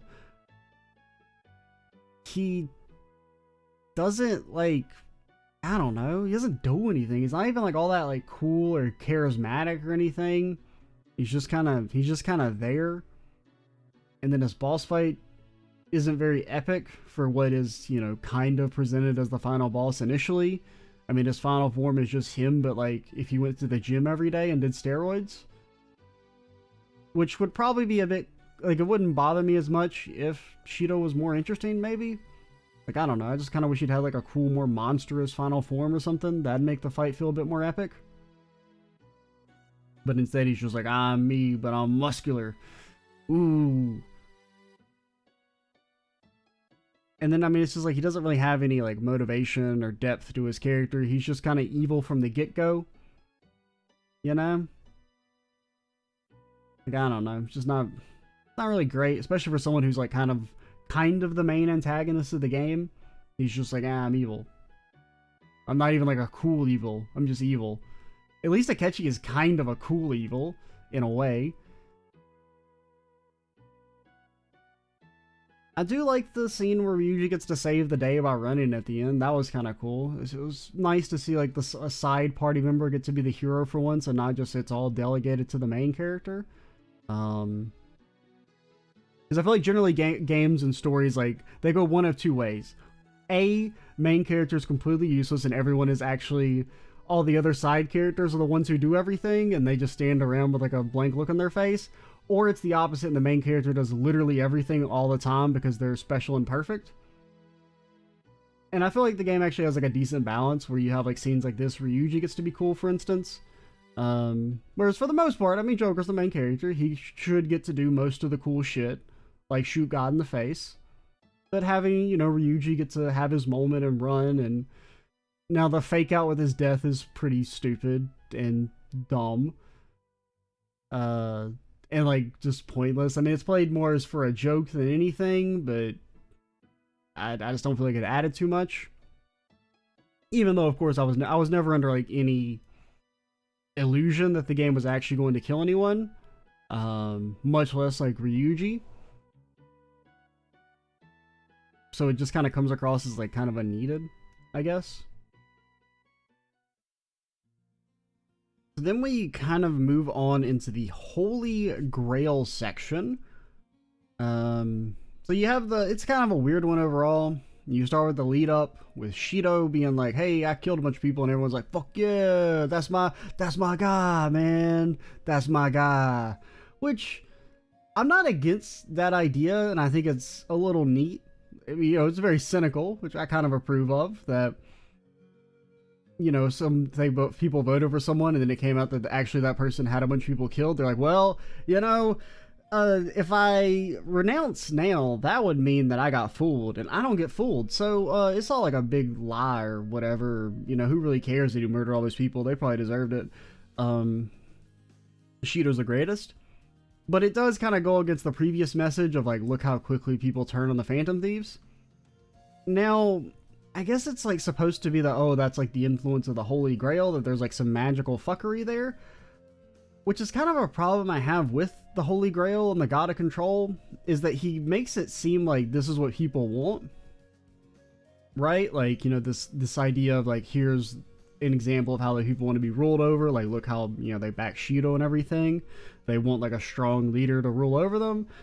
Yet it just kind of comes across as like, well, there's obviously some magical fuckery here, because the idea that everyone would still overwhelmingly support Shido is just like hard to buy, especially considering we saw how quickly they turned on the Phantom Thieves, who essentially fill that same role, right? The Phantom Thieves are someone that you can look to solve all their problems for you, because they kind of have a semi, they kind of occupy this deified position, right? Where it's like, well, if you pray to the Phantom Thieves, they'll come in and, you know, change and make everything better, right? And I feel like that's maybe what they should have gone for more with when it came to the Holy Grail. That, like, that's why the Phantom Thieves were important and needed to be super world famous, was so that they could prep the world for sitting back and accepting that someone else is going to make everything better for them, and that they don't need to think and can just kind of chill and let the God of Control do his thing. But instead, they never really make that point. And so then it kind of becomes like, okay, why did the Holy Grail need Joker and Akechi? Because it's like, okay, that was like the test, right? To see if Joker could beat Akechi, then that means that, like, the Holy Grail didn't need to step in and take over for humanity or something. it tested their resolve and Joker wins against the odds. But then he's like, oh no, actually, Joker beating Akechi, that wasn't the test. It was averting the general ruin that's happening because of my magic influence. So it's just like it's supposed to be like a rigged game from the start, which makes you wonder, why did we even need to have the pretense of giving Joker powers? Like, it's just like the whole section doesn't really make a ton of sense, which isn't the reason it's not that great. The reason the Holy Grail stuff is, it just feels kind of unnecessary. Like, I feel like the only reason the Holy Grail and Yogg-Dabath, or whatever his name is there, is because Shido was too lame to be the normal final boss. And it's like, we can't let the final boss just be like a dude on steroids. Come on, that's lame as hell. So instead, let's have Joker shoot God in the face. And you're like, yeah, that's pretty cool. And it is pretty cool. It's a very cool sequence. It's the coolest of the God-killing sequences. Definitely. Like, the spectacle and everything is awesome. I just kind of like, it just feels so unnecessary. And the same can be said for, like, you know, Persona 4 as well, so that it doesn't just seem like I'm punching at Persona 5. Persona 4 is the same exact issue with, I mean, spoilers for Persona 4, but with Izanami and the true, well, both Izanami and the normal final boss, you know, fog monster, where it's like Adachi is the villain of the story, and then he gets sidelined for like a big eyeball, and you're like, oh, okay. And then it's like, actually behind the eyeball there's a spooky lady, and she's the reason for everything. You're like, okay, can I just get on the train now? Like, you know, the true final boss in Persona 4 is like definitely the weakest part of the entire game, just because it feels so like unnecessary, and it's just shoehorned in to have the main character kill a god, because it's trying to answer a question that really didn't need to be answered. It's the same with the Holy Grail, where it's like, okay, they exist to answer how did Joker get his powers, or how did you get his powers in Persona 4, and the answer is, it doesn't fucking matter. It really doesn't. It's the same as the Velvet Room. Like, they never really explained the Velvet Room. Like, yeah, there's some deep lore going on there in the background if you're like a nerd, but in terms of just the games themselves, they don't explain shit about the Velvet Room. Igor's just like a fucking guy who shows up, he grants people magic powers, and then fucks off. Or he doesn't even give them the powers. He just helps them if they have magic powers. Right? And it doesn't really need to be explained. And while generally I do like it when stuff is explained, when the explanation is like bad, I would prefer no explanation, I suppose. Especially when there's already a precedent for like, we don't really explain the magical shit that much, right? You know, key example would be Igor, but even stuff in like Persona 4, or Persona 4 has like the TVs, you're like, why are the TVs magic? I don't know. Nobody does. Persona 3, you have, or not really Persona 3, Persona 5, you have like the Metaverse app. How does that shit work? I don't know, man. It's just there. It just works and it's there. All right. So it's like, I'm more willing to accept there just being stuff that's not explained, because there's already stuff that's just straight up not explained. It's kind of like one of those things where like, the more stuff you don't explain, it almost becomes easier to not explain more stuff, right?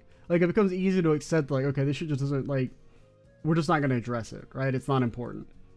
So instead, they have this whole Holy Grail section that basically is only there to A, provide a better climax to the game, and B, to explain how Joker got his powers, but like, it doesn't really matter, especially because the explanation just doesn't make any sense. Like, it's like he's judging humanity, but he's also like, it's rigged in his favor, so Joker can never win, which is like, okay, why even have the game in the first place? You know? And like, why give Akechi powers? Like, what is Akechi?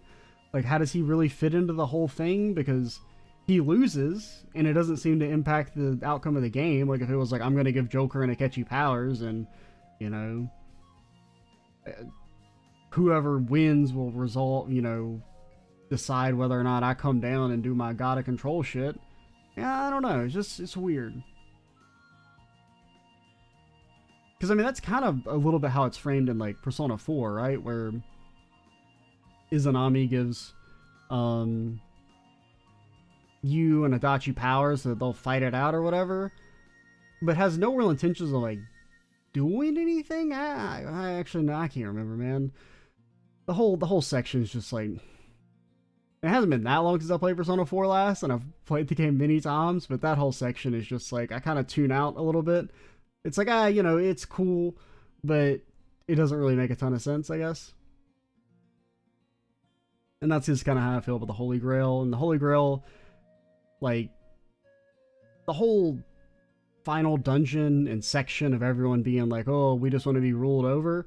I think my biggest problem with it is that it's just a rehash of the previous game's plots of Persona 3 and 4, Persona 3 in particular, where they both kind of end with this, like, you know, a big bad god shows up, and in Persona 4, they're like, this is what people want. They want the world to return to ruin. And then in Persona 3, Nyx is like, at least in Persona 3, it's presented more as like Nyx is the reason everyone feels so apathetic and wants to give up, as kind of like a byproduct of her influence or something. I don't know. I can't really remember. It's been a long time since I played Persona 3, as mentioned at the start of the video. But that's kind of like my recollection, is that the reason everyone becomes more and more apathetic over the course of the game is because of Nyx. It's not that Nyx has come because humanity innately wants to die. It's that her influence is what's causing that, basically. Or something along those lines. Which I think is a bit more interesting than it being like, haha, actually everyone wants to die and the god is justified in coming in and killing everyone. Which is like, well, no. There's obviously some magical fuckery at foot here. Which is just how I feel about for the God of Control, where he's like, everyone wants this. Why do they want it? Well, because I'm doing magic shit to make them want it. I'm like, well, no. They don't want it. You're psyoping them. You weirdo. Go back and chill. Or if it's like, if you're like, I just want to rule over the world, like, say that. Don't pretend this whole, like, this is actually what the people want and I'm just granting their wishes. And I guess it's just like, or maybe if they'd fully committed to that theme of like, people do just want to like sit back and be saved, which it does kind of come up at times, which is why I feel like maybe they should have focused more on the Phantom Thieves as like a god symbol. Right? Like if they had never been, like even after they had been revealed, you know, the story broke about Okumura being murdered, and maybe people just became more and more fervent in their desire to support the Phantom Thieves.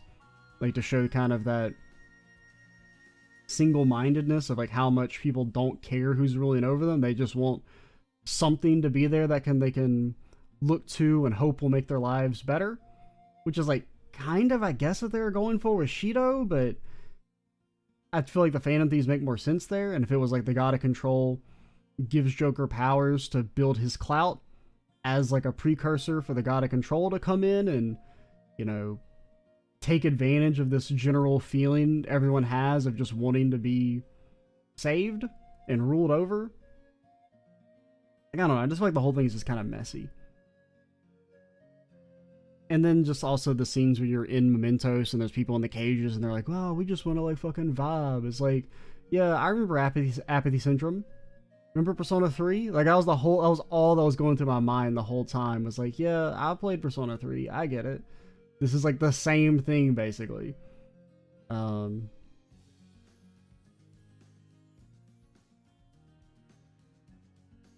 do like the Igor section, the hashtag not my Igor, great, just a great overall section. I mean, I've talked about it a lot in Let's Play, but like the way it kind of works on like an additional meta level of you're more willing to trust Igor if you've played previous Persona games, because you're like, yeah, okay, he seems a little evil, but you know, Igor's always kind of come across as like a little weird guy, but he's always there for you in the end. So yeah, alright, he comes across as kind of like obviously evil, but you know, maybe they just did Igor a little different in this game. I don't know. Like, I never really thought about it too deeply, whereas I feel like if I had played Persona 5 for the first time and didn't know Igor was a recurring character, I'd be like, yeah, okay, the obviously evil guy is evil. The first word out of his mouth, you're like, okay, yeah, this dude he's a little sus. So then when it comes out that he's sus, I don't think I would have been surprised in the slightest. But considering I've been psyoped into trusting Igor by being a fan of the series, I was a little surprised by it. So that was cool. Man, I have completely lost track of my notes. I was just kind of like, freeballing it there. I wasn't really following them. So now I'm like trying to like scroll through and like, did I forget anything I wanted to talk about? Yeah, so the Igor stuff's cool. I should all, oh yeah. So Morgana. I kind of meant to, or I meant to talk about this, or I wanted to talk about this earlier, I should say, but I was saving it for here. Morgana's arc doesn't really make any sense. Or it doesn't make as much sense as it could have made, I think is a better way to put it. So they established that Igor makes Morgana at the last second as he's being sealed away to like do stuff, right? Which, alright, kind of makes sense. That's why Morgana feels like guided to find Joker and instruct them how to be Phantom Thieves and blah blah blah blah blah.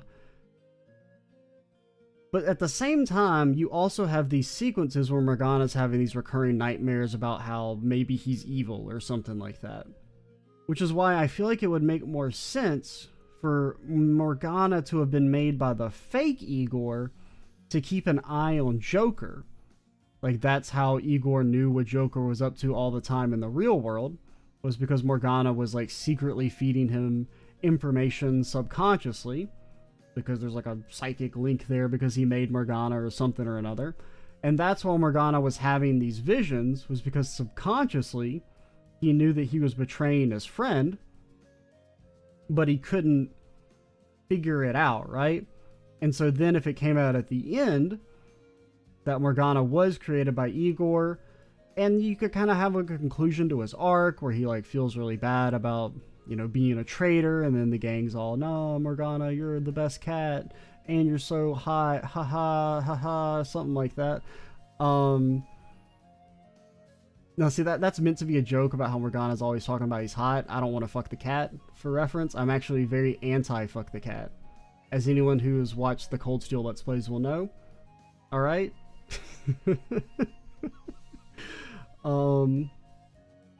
Yeah, that's going to be in the YouTube transcript. The DeepMind algorithm's going to get this video banned because I use those words in that order. Completely lost my train of thought too, by the way. But yeah, just like, I don't know. I feel like that would be a bit, I mean, it's a little cliche, but a bit more interesting than it just being like, Igor made Morgana. That's it. What about all those visions? I don't know, man. He was just vibing. I think that would have been kind of cool. Or at least it's something that would have made sense. And it's not that like Igor making Morgana doesn't make sense. It's just that it feels more natural for it to have been fake Igor made Morgana. You know? So then you get to Mementos and then you fight the Holy Grail. The Holy Grail as a design is kind of meh. It's like, hey, you're fighting a big cup. And it's like, I get it, like granting wishes and all that, but like, I don't know, kind of meh. It was definitely like, this is the final boss. And then you have he transforms into Yaldabaoth or whatever. And it's kind of cool. He still looks a little dorky, but I do like the sense of scale. You know, he's a big bad dude and you're fighting on the platform. It's got big like DMC4 energy from that, like when you're fighting the big statue in that game. That's like definitely what it reminded me of as soon as he pops up. Then the fight itself is pretty cool. Well, I guess also before you fight him, you know, you have the whole, or after leaving the Velvet Room, you have fighting through the Bone City and fighting all the different archangels. That's a cool sequence. I like that. Trying to remember anything else of mention or worth mentioning.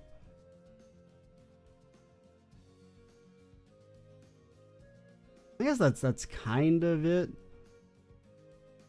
I mean, I guess it's just like, I don't know. It's a cool section, but I guess it just doesn't have like a lot of meaning to it, I suppose. It's kind of how I feel. Like, just because Yaldabaoth is just like, he's just like a bad god, right? So then you have like the god killing scene, which is visually very cool. I mean, I kind of talked about this earlier, but I mean, it's definitely the most hype, you know. Persona 3, 4, and 5 all basically end with the main character killing a god after getting super powered up by the people of Earth lending them their energy. But Persona 5 is definitely the coolest. Now, of course, it's a little unfair to compare, considering that Persona 3 and 4 are older and made on a much lower budget. But it's definitely, you know, it's peak anime energy, and I'm all there for it. Now, Persona 3's god-killing scene has more meaning to it, especially in hindsight once you get to the ending, but the cool factor of Persona 5's is off the charts. Now we get to rant about Sai again. I'd forgotten about this. This was actually supposed to be where I rant about Sai, but we're gonna have the second Sai rant. I don't think they've heard about the second Sai rant, Pippin. Sai then fucking pops up after you kill God, and she's like, hey, haha, I'm glad you saved world and everything. Go to prison now.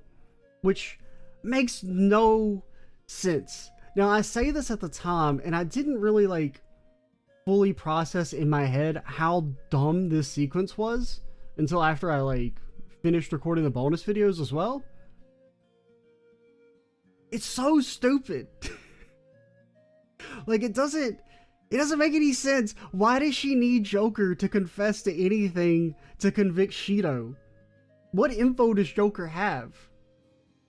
Like, what does he have? He's gonna go into the police department and be like, yeah, I have magic powers, and I fought Shido in his mind palace, and that's why he confessed. I'm the leader of the Phantom Thieves, by the way. How is that gonna help in an investigation at all? If it, like, what would happen is Sai would take in Joker, Joker would say that shit in the interrogation, and then they would laugh for 10 hours straight and immediately fire Sai for being an idiot. And, like, you really just took this obviously mentally ill kid in here and are trying to use him to prosecute the potential prime minister? Are you crazy? What the hell is wrong with you, lady? Because Joker can't prove anything. He has no metaverse powers anymore. He can't summon his persona at will. He doesn't have the app, or the app doesn't do anything anymore. There's no way he can prove any of his claims, which all are predicated on him having magic powers, which you would have to accept that the courts would just roll with and be like, yeah, alright, we'll accept this into evidence. This crazy kid talking about he had magic powers.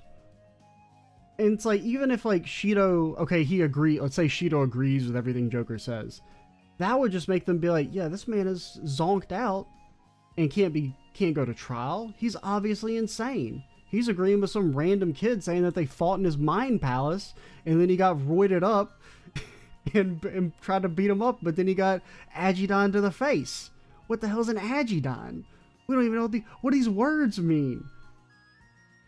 Like, it doesn't make any sense. And it's like, I just don't get how the reasoning for why Sai needs Joker to confess. It feels like she's just trying to fuck over Joker because she's a bad lady. Now, Akechi coming in makes sense, because Akechi can just be like, yeah, Shido hired me to kill some people. We used some special lab poison that made people, you know, seem like they had a heart attack or something. Doesn't really need to be explained. Because now you have Akechi testifying that, like, yeah, Shido hired me to kill people. And Akechi can, you know, just kind of make some stuff up that seems slightly plausible that doesn't involve magic powers, right?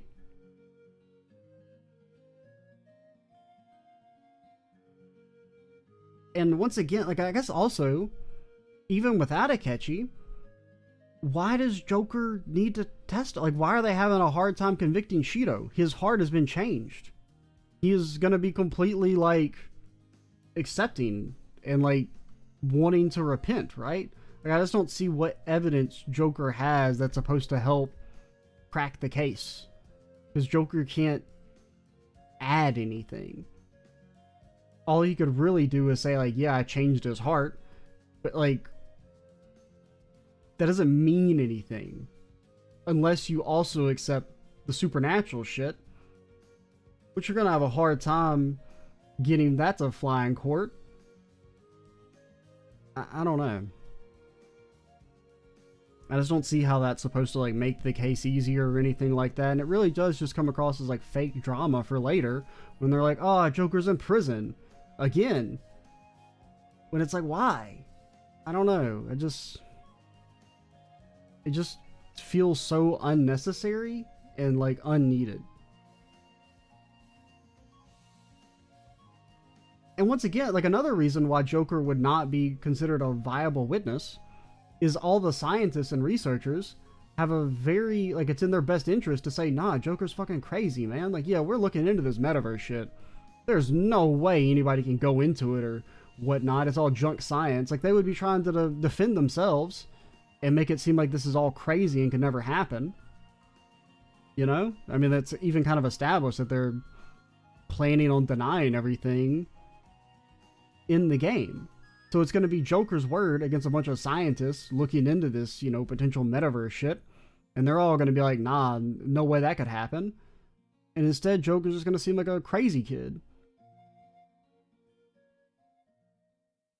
I don't know. Unless it's just that Sai wanted to get fired by presenting Joker as a witness. That's the only way it makes any sense.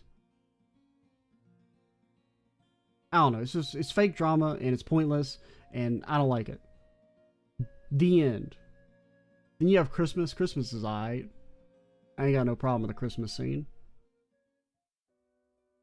Then you have the transition into Royal, which is actually really smooth. It's a very smooth transition for the most part. I mean, you do kind of have like the waking up in school prison. Don't you just mean regular school? Aha, aha, aha, aha. I'm pretty sure I've made that exact same joke in the Let's Play. I don't remember. But yeah, it's a really nice transition into that. Seeing the alternate reality and everything of Royal is really cool. Seeing everyone living their like best life and this kind of, you know, even just like getting a glimpse of like Futaba's mom in action is nice. Morgana's idealized Hollywood form is fun. You know, you have the shrine sequence, which is nice. Like, I just like the whole, like, general feeling at the start of Royal. Then you have the Akechi team-up, which is, like, a mixed bag for me. As previously mentioned, I don't think Akechi's a good character that's, like, well-written or anything. But I do kind of like him. Like, I mean, he's charismatic, sure. And, like, I enjoy some of his dialogue.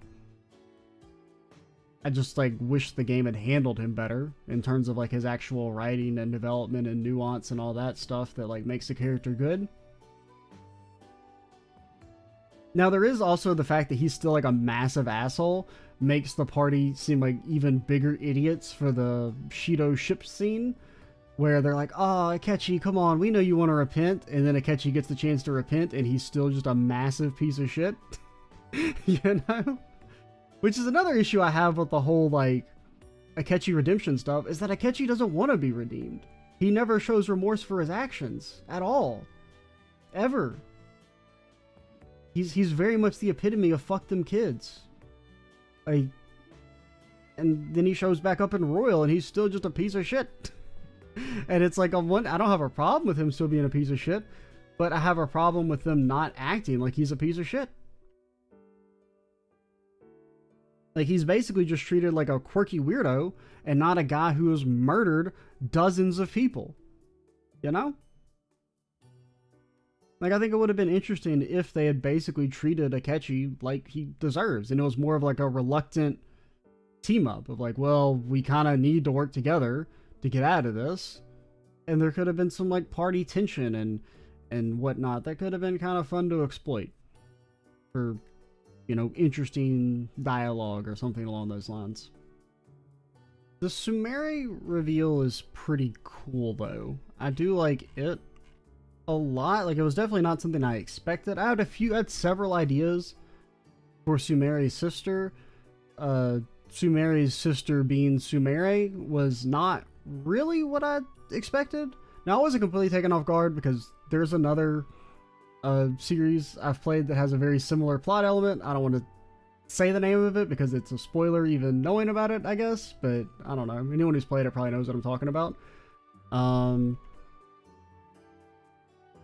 Man, it's completely lost my train of thought after saying that. But yeah, so like I was like surprised by it, but not like completely taken aback because I'd seen something very similar. There is an issue with it though, because like my two main theories for Sumeri's sister was, I mean, originally I kind of thought she might be like the black-faced killer or something like, or the black mask killer. Because I was like, it's either Akechi or it's like Sumeri's sister who we just think is dead. Because I was like, well, it's probably Akechi because, well, look at him. I mean, every time you launch the game, there's a splash screen of Akechi looking like the most evil motherfucker you've ever seen in the entire world. But I'm like, maybe it's just a bait and switch. And no, it was not. He's evil. So there was that, and then I was like, you know, when Akechi seemed to think, like he seemed to recognize the name Sumeri, I was like, maybe, because I couldn't remember how Sumeri's sister died. Like, for some reason I was thinking it had to do with the mental shutdown stuff. Like, I couldn't remember how they said she died. I think they just say it was like a car accident. Like, but for some reason I was thinking it had to do with the mental shutdown stuff, or that she'd gone into a coma. So I was like, oh, does that mean like Akechi killed her sister? Because like that would have been kind of interesting, and like kind of given some reason to like bring Akechi back, like some conflict there, like Sumeri getting her revenge by beating Akechi's ass. I'd have been down for that. But what they did is cool too. Maybe better as well. Than just being like a simple revenge thing. But like Akechi getting his ass beat by Sumeri would be pog. Now, we do have to kind of backtrack to Sumeri's awakening sequence earlier in the game.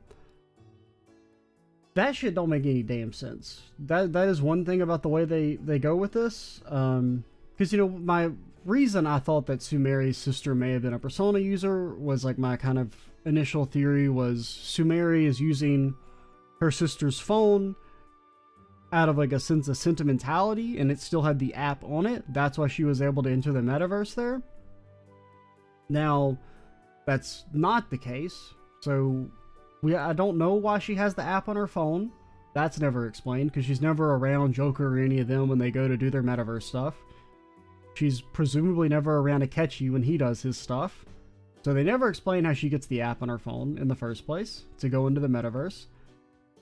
Why she was able to go into the metaverse there makes no sense because, yeah, she does say the word stadium and research lab, but she never mentions Maruki, so that shouldn't have activated the app based on everything that we've been told about it. And then there is also the additional issue of like, because I mean, that would be, you know, the palace existing kind of makes sense because Maruki would have, in theory, have a palace before he had a persona. Now, why he has a palace after having a persona, I don't know. That does go directly against what the game tells us, but I'm just going to ignore that because it's cool. And like he needs to have a boss dungeon, right? So that's one of those like needs must. I know we said that thing about how Persona users can't have palaces. Yeah, well, we lied and we shouldn't have said that. But yeah, like the whole like the awakening sequence doesn't make any sense. Like there's no reason she should have crossed over into the metaverse there based on everything we've established because she never says Maruki's name. And she doesn't like phrase it properly because she just says, you know, that's not it's not a research lab, it's a stadium or something like that. Because, you know, those passerbys come by and they're like, oh, I think this is supposed to be a research lab. And then she says, no, it's going to be a stadium. So it's like, yes, that does say what it is in the distortion, but you didn't say Maruki's name at all.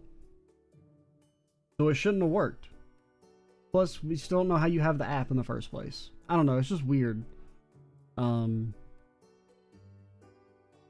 thing I don't like that much about the reveal with Sumeri is that it does revolve around the game just straight up lying to you, in a way.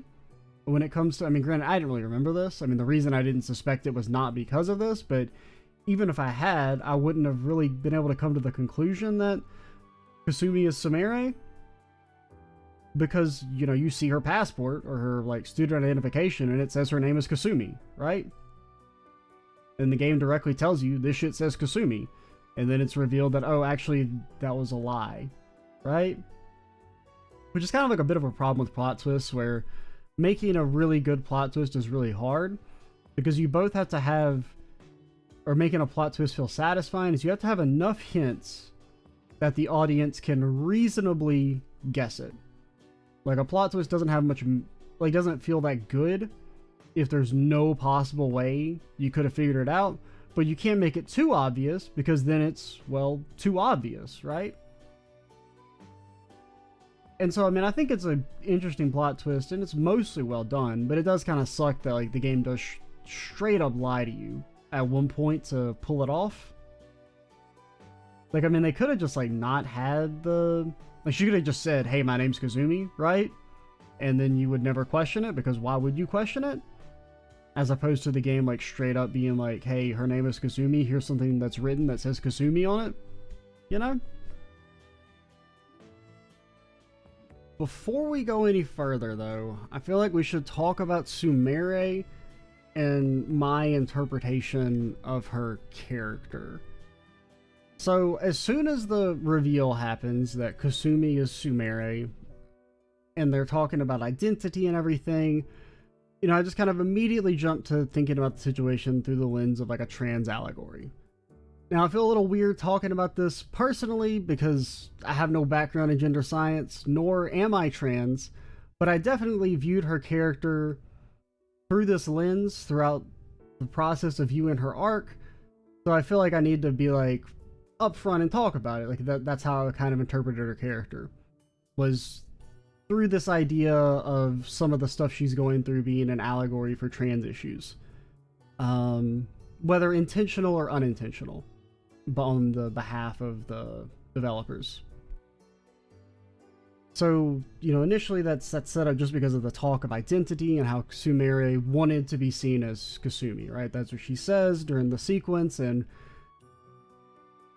she's kind of distraught that, you know, Joker and everyone else is seemingly not letting her live as how she wants to be, which is she wants to be seen as Kazumi, right? Plus, the series has also touched on trans issues before, a little bit with Naoto, kind of. You know, Naoto's not really a trans character and whatnot. It's a little complicated. I don't know. I talked about that in the Persona 4 Let's Play. And I don't want to get too bogged down into Naoto and as a depiction of transgenderism and stuff. But basically, you know, it's been talked about before, so it felt kind of natural for mine to jump to that. So initially, I was a little kind of worried how they were going to handle Sumire's character, partially because Naoto is not kind of a mixed bag when it comes to trans representation, right? On one hand, it's kind of neat to see a game, especially one that came out in 2008, even approach the subject in a somewhat serious manner, even if ultimately Naoto's character arc is basically that you convince them, no, you're not trans, actually be more girly. No, it's being a little dismissive, but...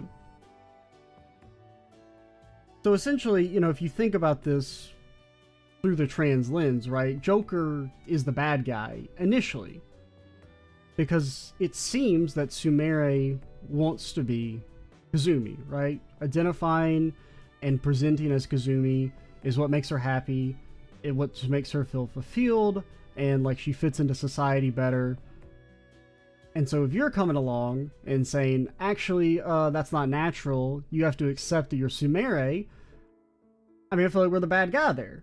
Because we're, you know, who is it? It's not our business to come in and tell Sumire what makes her happy, right? So that was kind of my initial feeling, and I was a little reserved on how this was going to play out. But over the course of our social link, I actually started to view her character a little bit differently, and in actually a really positive light. Like, I think the message here is really cool. Because basically, as you do her social link, you learn that it's flipped. That Sumire doesn't want to be Kazumi. She only presented as Kazumi because she felt like it's what society wanted her to be.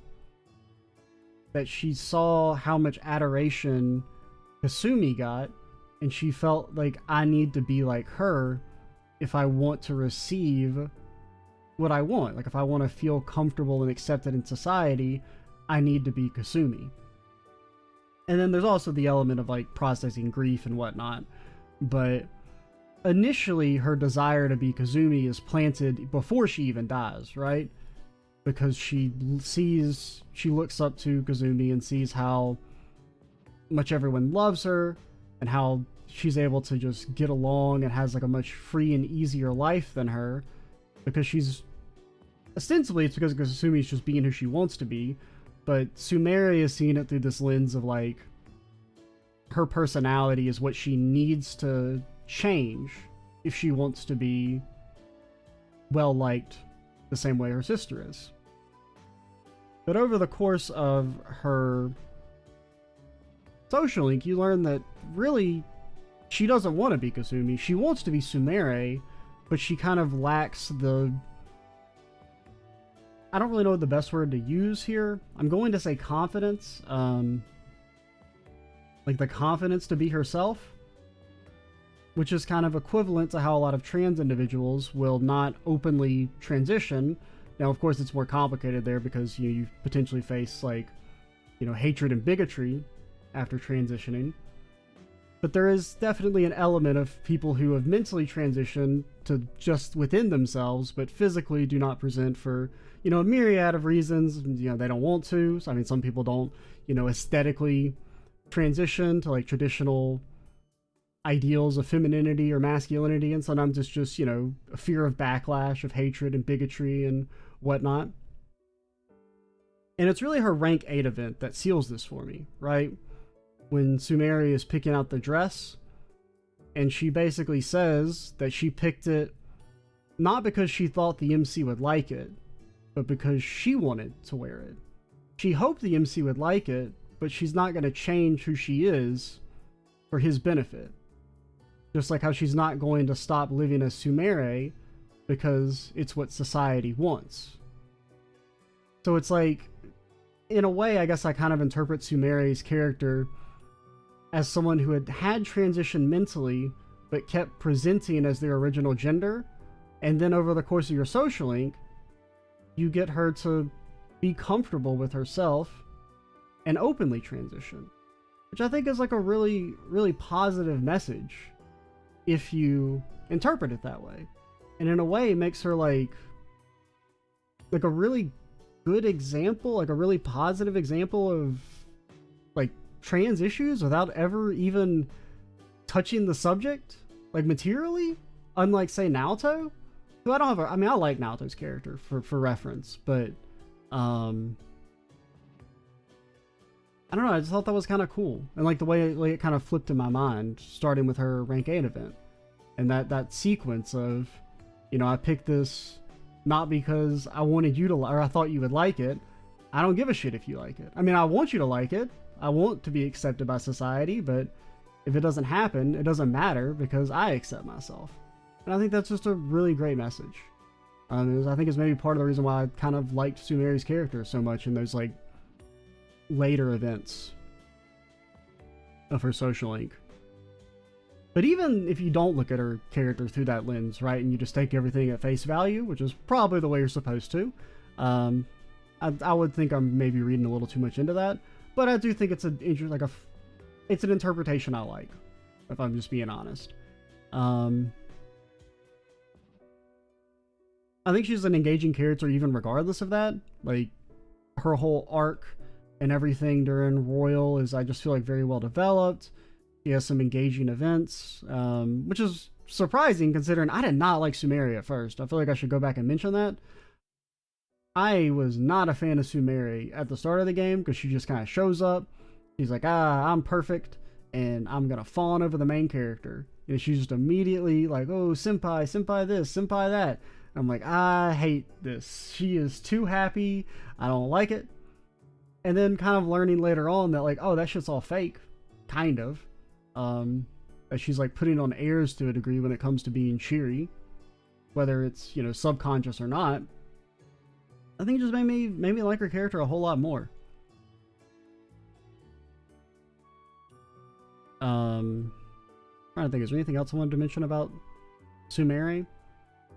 But yeah, she's probably my second favorite character in the game. Ooh, who could the first be? I feel like you should know who the first could be. I mean, like, my top 3 are definitely, like, known. I could see someone thinking a certain character is number one, but actually number one is number one. You know what I mean? Now, back to Royal in general. So the social stuff, when you get past, you know, when you tell Maruki, hey, I know you're like trying to save the world and all that, but like, what if you didn't do that because it'd make us slightly sad? Once you get to the social stuff, it's kind of like a mixed bag, because on one hand, you have all the, like, these go to 11 social link events that are really good. Those are, like, really nice and engaging, and when you get a string of those in a row, the social section feels great. But at the same time, it's also very easy to just run out of shit to do by the time you get to Royal. Like, I feel like a lot of people will have finished all the social links by that point, or be very close to finishing all the social links. Like, I mean, I played pretty unoptimally, and I only had 2 left by the end of the game. And even with 2 social links available, there were still a lot of days where I was like, I didn't have anything to do. It was like I had my stats maxed forever, and it was just kind of like, I don't know, I don't want to just go to bed, but, you know, the social sections feel a little bit drawn out just because it's very possible to have nothing to do by that point in the game. Like, going back to the These Go to 11 social link events, I didn't like any of the new personas. I feel like they were all, like, worse than the regular stage 2s. I mean, some were, like, at least equivalent, but I don't think any of them were straight up better than the regular rank 2 social links. Like, I thought it was kind of weird they were based on their original persona and not, like, because I feel like I would have preferred if they were an evolved version of the already existing tier 2. I'm trying to think. I mean, I think ones that I kind of liked at least equivalent were, like, Makoto's. You know, the terms of, like, the car, right? It was okay. But most of them, I was kind of like, I don't know, these are just worse than the original, or than like your normal stage 2.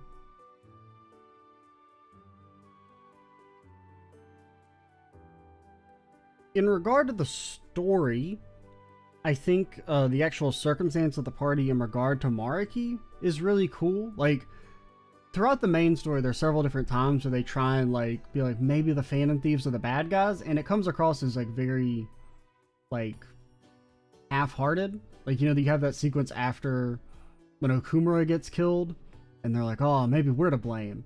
Maybe we went after this guy recklessly. And it's like, nah, man, he was killing people. Like, we know this. We had information that led us to do this. It's not like we randomly picked a guy out of the phone book and said, fuck that guy, let's get him. Or like, we didn't even follow the rankings on the site. We were already going after Okumura before that, right? And so they do that a few different times where they're like, oh, maybe the Phantom Thieves are the bad guys. But here, the Phantom Thieves are honestly the bad guys. Now, I think they're kind of justified in what they do, but I think it's very easy to argue that the Phantom Thieves going against Maruki are, in a very utilitarian sense, if nothing else, the bad guys.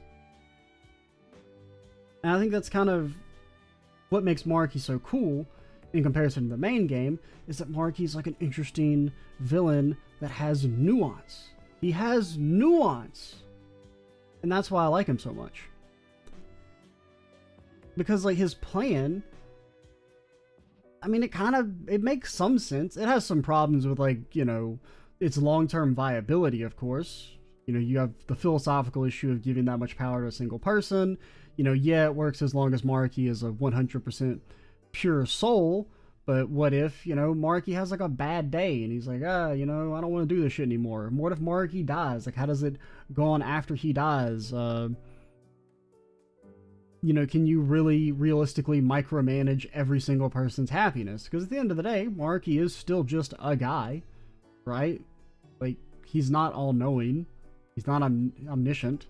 He doesn't know everyone's desires. He has to go out of his way to learn them, basically. And so there's reasons for them to oppose Maruki, yet the Phantom Thieves don't actually bring any of that up. The Phantom Thieves' reasons for opposing Maruki is that, well, we know it's a lie.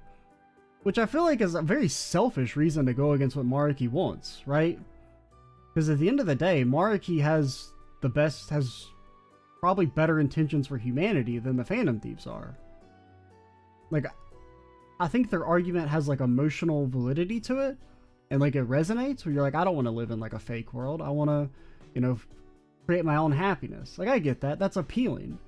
But at the same time, if you're someone whose life is shit, but in Maruki's world, you know, your parents are alive again, it feels kind of fucking bad to have Joker be like, well, you know, my life was pretty okay, so I kind of want to go back to it. So I do kind of wish maybe they had like focused a bit more on the more material issues with Maruki's like having godlike powers.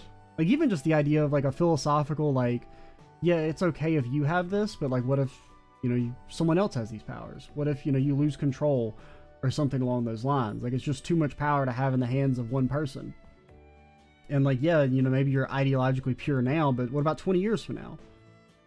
You know, you're putting a lot of faith in one guy, and that just doesn't seem like a very good long-term plan for humanity.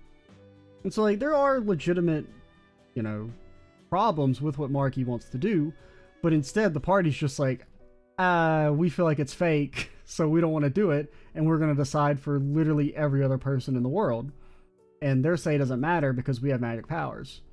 So in that sense, the Phantom Thieves are the bad guys, which is cool. I'm not saying that as like a bad thing. I'm saying that as like, it's good that there's like kind of somewhat of a reason to root for Maruki, in a way, in comparison to, you know, Shido, who's like, I can rule the country better than everyone else. You're like, can you really though? Because you just got your ass beat by like a 17-year-old. Like, you got outsmarted and outwitted. I don't really know how well you're gonna do. Like, he's just like a selfish asshole. Which I guess going into Maruki a bit more, part of the reason why Royal works so well, or the main reason it works so well, is just because of Maruki. Because Maruki's like interesting as a character. To start with, he has a lot of great development with the social link and like the way he shows up a lot in various main story situations, so you get attached to him over the course of the game, so he feels immediately way more fleshed out than Shido, or the God of Control, or even Akechi.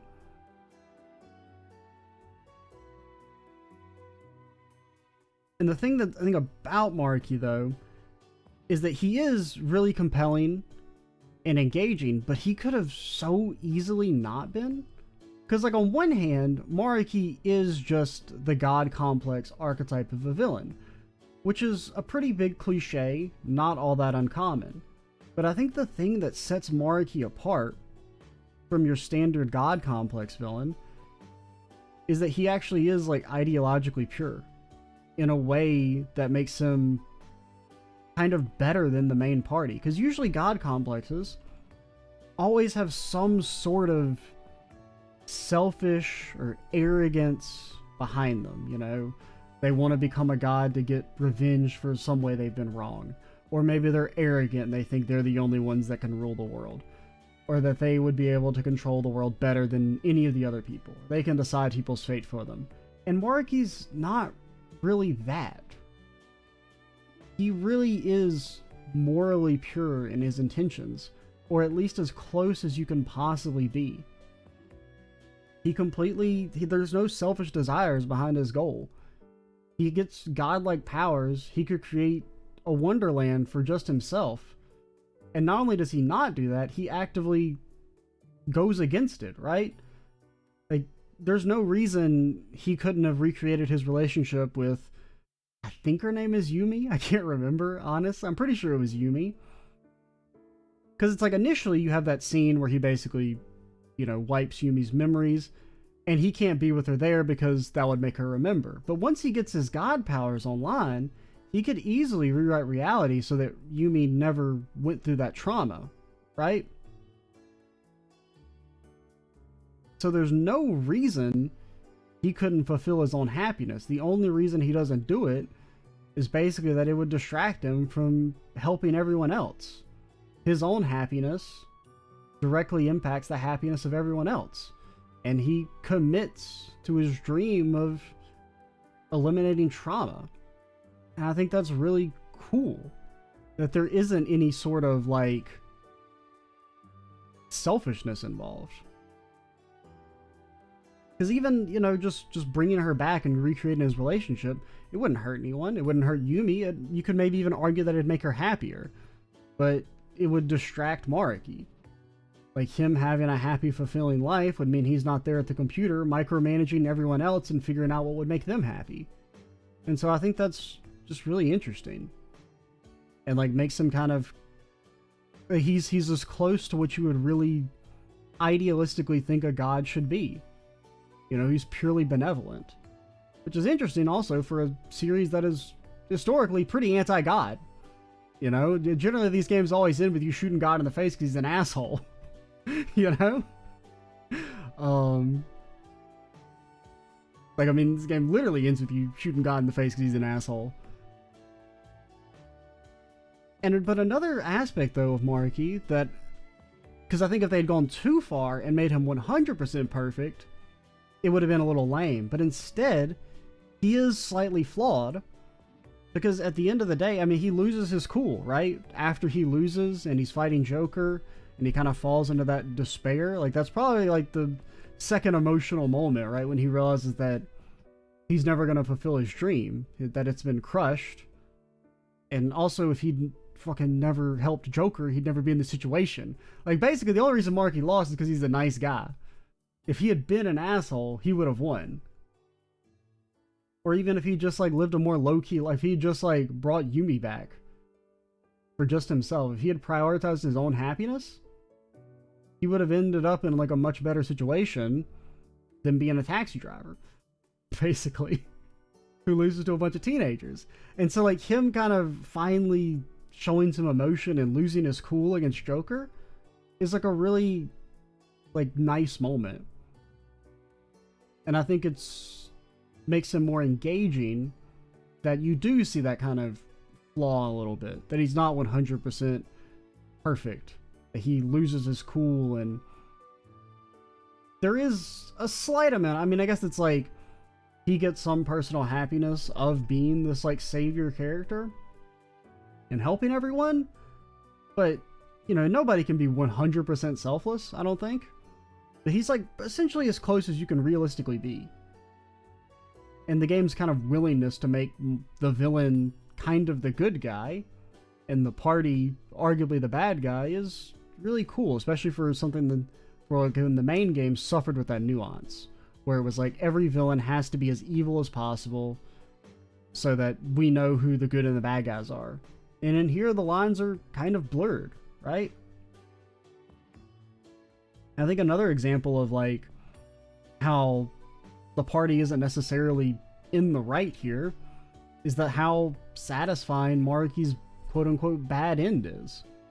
Like, in a way, the reality where you accept Maruki's version is actually more fleshed out than the normal ending, which is, like, really surprising to me, because I expected that to be, like, a very quick, you know, 2-minute sequence of, like, everyone's happy, ...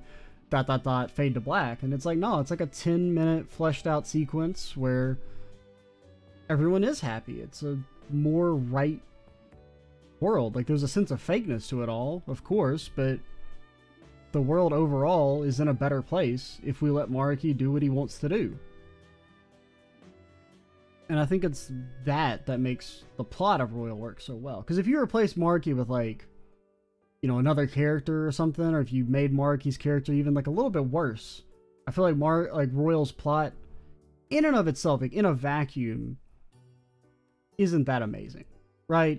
There's a dude, he has god powers, he wants to create his own reality, party's like, nah, man, we don't want that, and then they beat him.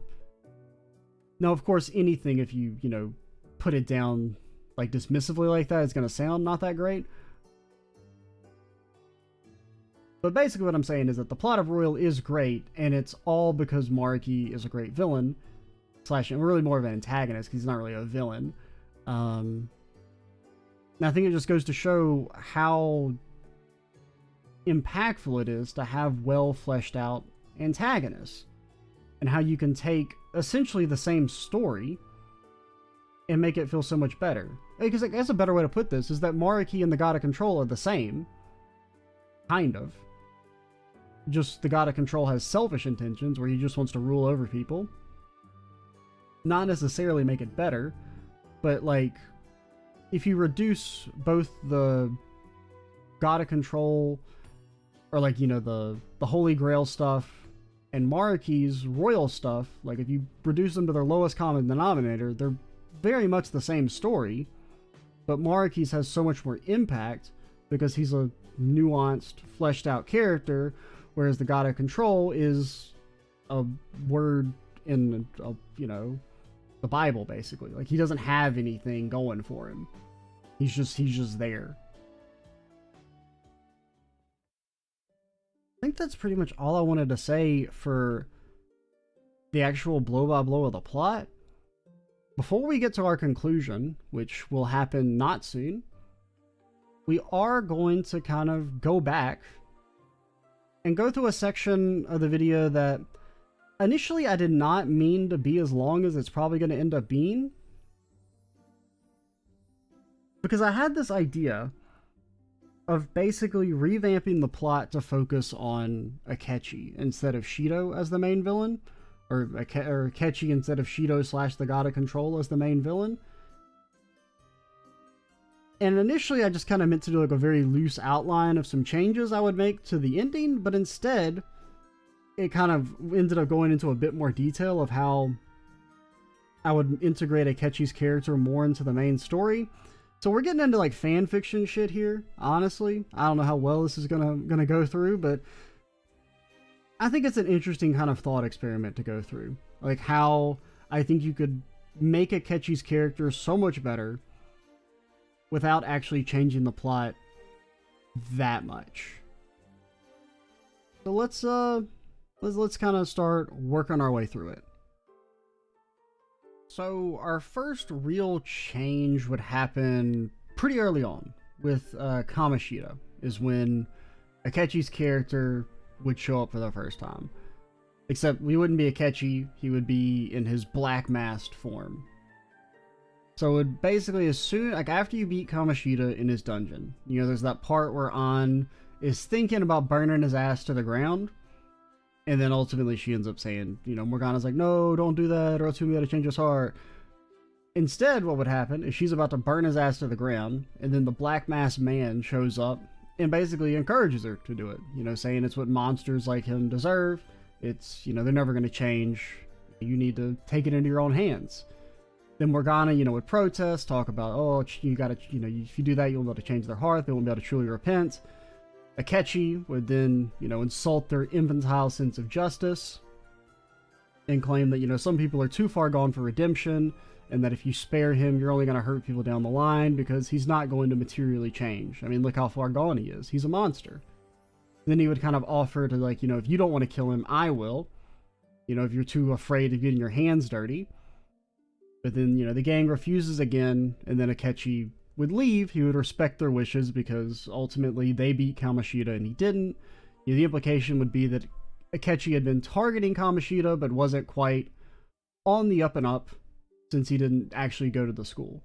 So like in this universe, Akechi does still kill people, but he targets individuals that I think you could more reasonably argue deserve it. He would be more like what he claims he is during the ship section in Shido's dungeon, where he says he only kills bad guys. Now, in the main game, that's obviously a lie, but it could be the truth.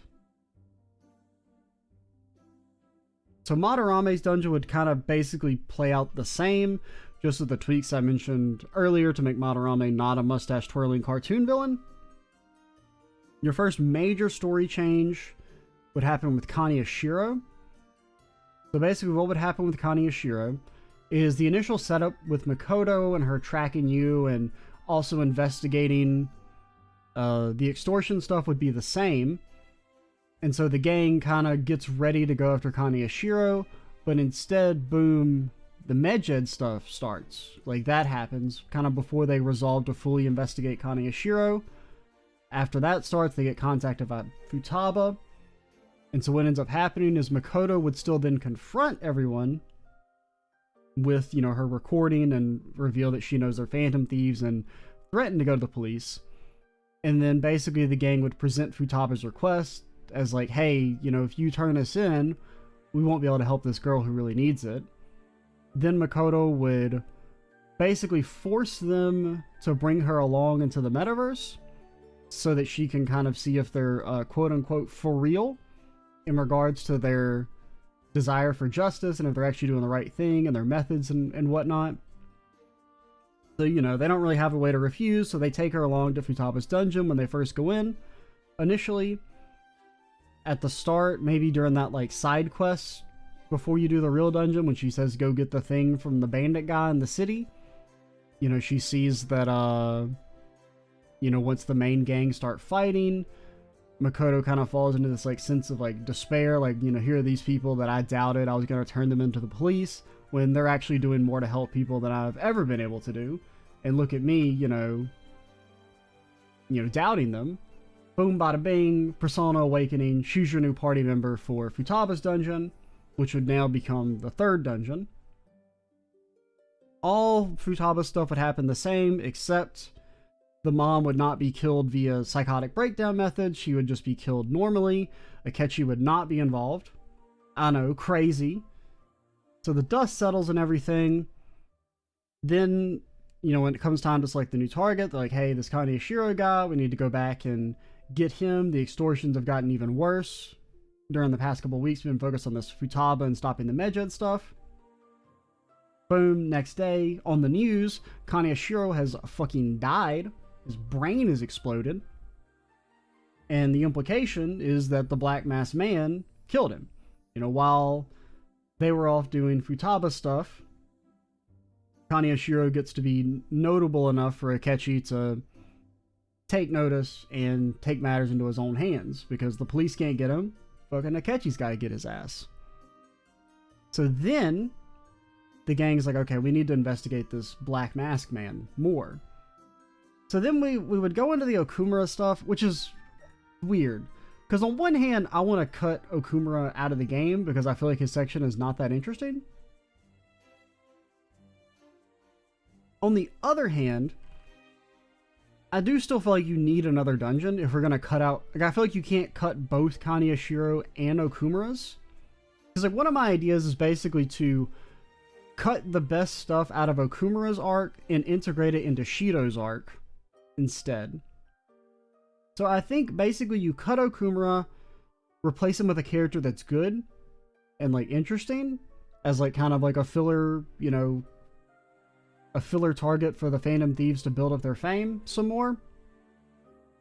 Because really, I just don't have, like, a good idea on how to, like, make Okumura interesting at all. And I would like to take the idea of him dying on screen and integrate it into Shido's arc. So, I mean, one way you could maybe do it is still kind of have it play down... One second, I'm trying to read what I wrote here. Because I feel like the sentences, the words don't make any sense. I guess, like, one way you could do it is that maybe Akechi is also investigating Okumura. And that's how they get...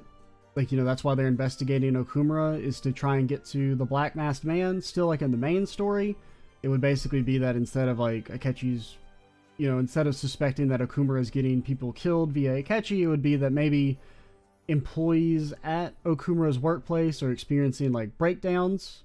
Like, because Akechi's interrogating them with his mind powers. No, they're not going, like, insane and into comas and dying. Instead, it's just, like, temporary mental instability from his questioning of their shadows to try and, like, get information on Okumura, who he suspects is doing some bad shit. But Akechi's also, like, real busy, so, you know, the gang is able to get there first or something like that. Honestly, I think you just, like, replace him with someone more interesting. I don't know, like a kind of high value target that's not a politician. I don't know. But basically, because really I just want to take some of the stuff from Okumura and integrate it into Shido. I think would be, like, the best way to do it, because cutting them out entirely does leave the progression of the story feeling a little too fast, at least for, you know, one of these games where you expect them to be like 100 hours long. So I think basically what would happen is after Kaneshiro dies, you start to do Shido stuff then. So Shido would be running for office. Joker would recognize him on the TV, and then that's how they get put on Shido's tail.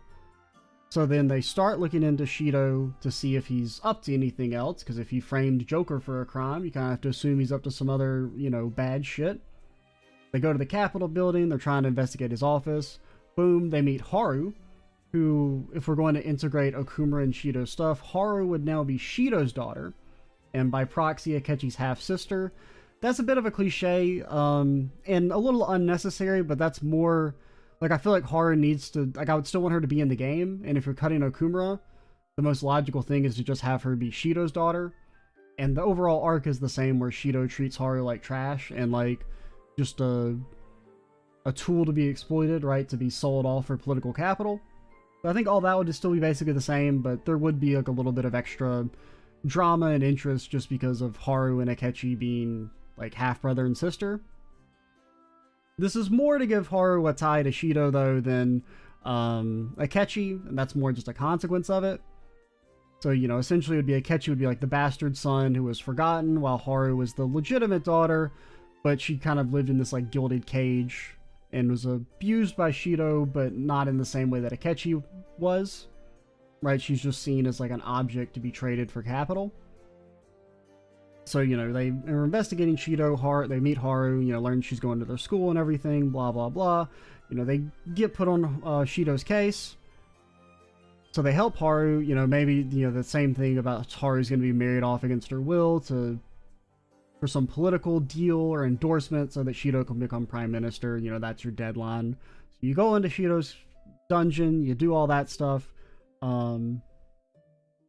Well, actually, you know, what would happen is they go into Shido's dungeon, and then, like in Okumura, you need the DNA ID. So then they have to go back, and they're like, okay, well, we need to bring Haru. It's our only way to stop him. So if we want to actually help Haru, you know, we got to take her into the metaverse. You know, boom, bada bing, she gets her Persona Awakening. She's a new party member. Shido's dungeon basically plays out the same. I have two ideas here. One involves a boss fight with Akechi in Black Mask form before you fight Shido. Like, he basically is, like, trying to stop you from changing his heart because he wants to kill him himself, basically. And then there's another version where it's just you go and beat Shido, but Akechi's not able to make it in time. Or, like, he can't directly fight Shido on his own because he's just, like, a guy.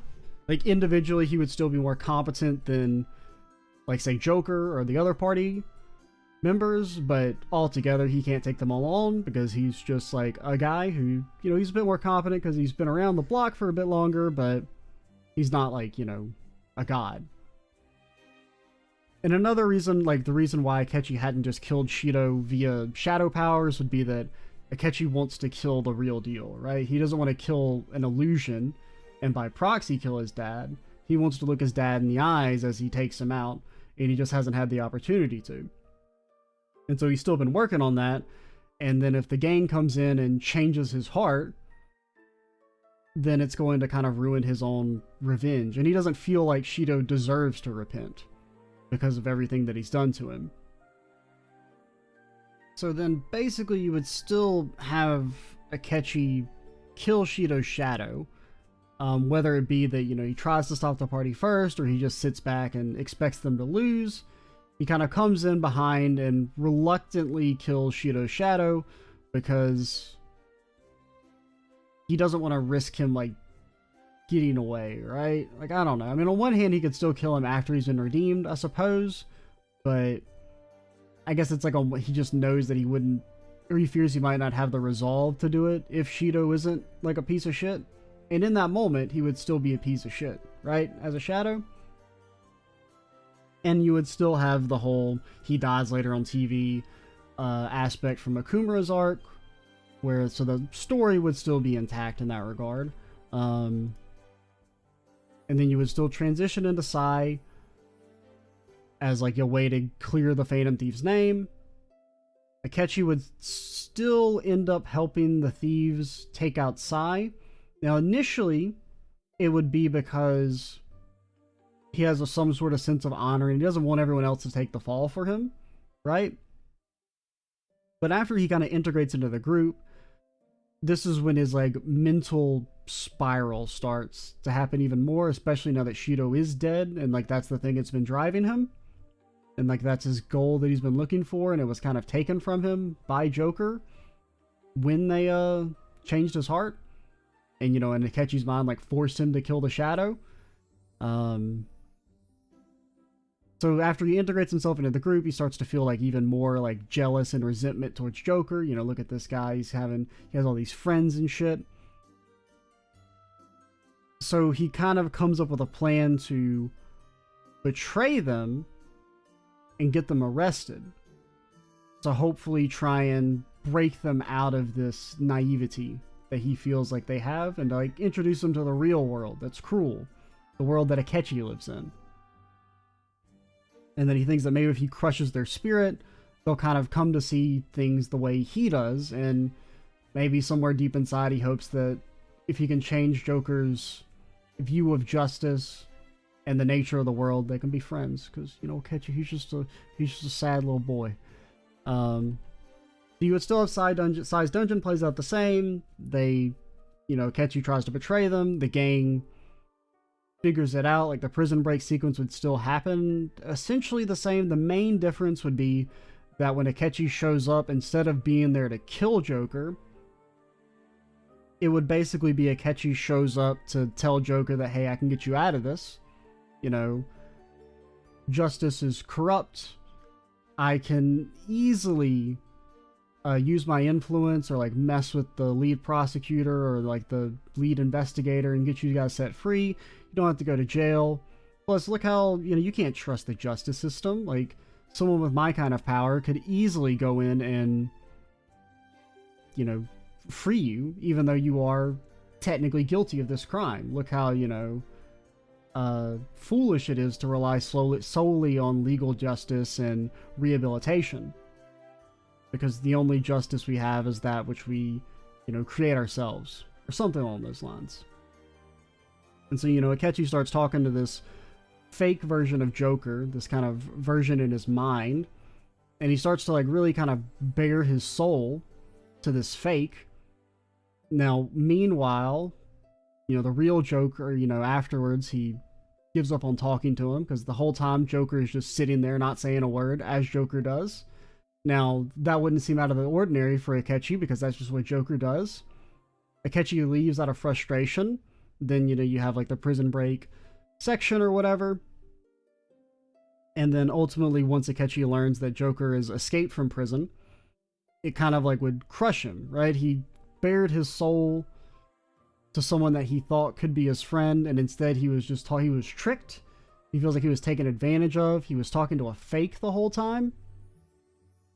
So he retreats into the metaverse, knowing that they're going to come after him. And then from within Mementos, he starts to kind of feed on the dark desires of humanity. And particularly the desire to see the Phantom Thieves punished. Because they'll still think that they're murderers, and the main character has broken out of prison. And so this desire for, like, punishment, like, raw justice, is what's going to feed Akechi. This desire for retribution. And so once he's down there, as he's taking in all these bad vibes, he gets to form his own palace in the depths of Mementos. Technically that goes against the rules, but so does Maruki having a palace. So within the palace, he keeps kind of getting stronger and stronger. And in the real world, the gang resolves to take out Akechi and bring him to justice for his own good. Because they know if they let him fester down there, you know, only bad shit can happen. Now, also at the same time, you would kind of have Haru realizing that Akechi was her half-brother to give her some personal stakes in it all. Maybe, like, you know, she had known that she had a half-brother, but had never looked into it. Just out of, like, fear of what Shido might have done to her if she knew. Because it was something that, like, she knew she wasn't supposed to know.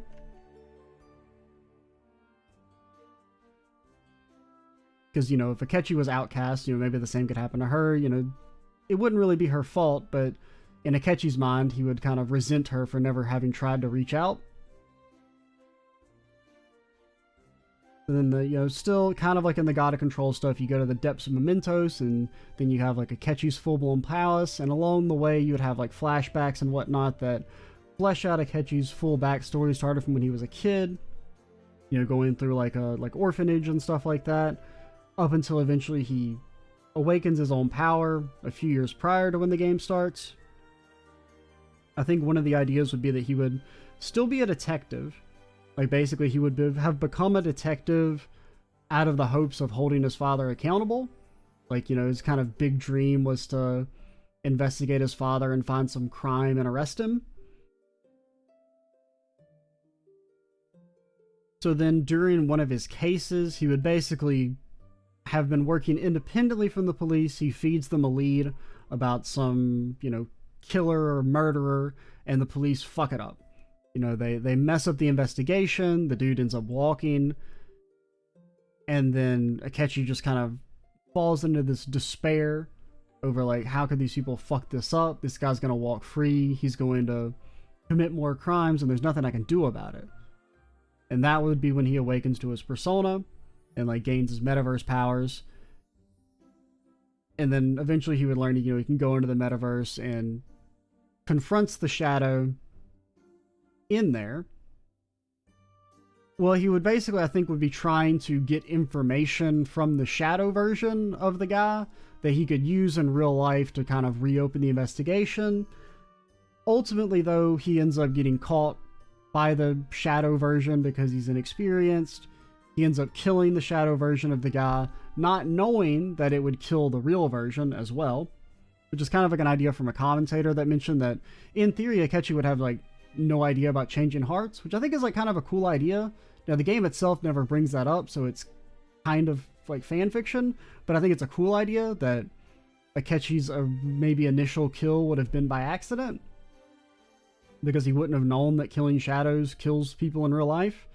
Now, that doesn't really excuse any of his behavior, because he kills a lot of people after that. A lot of innocent people.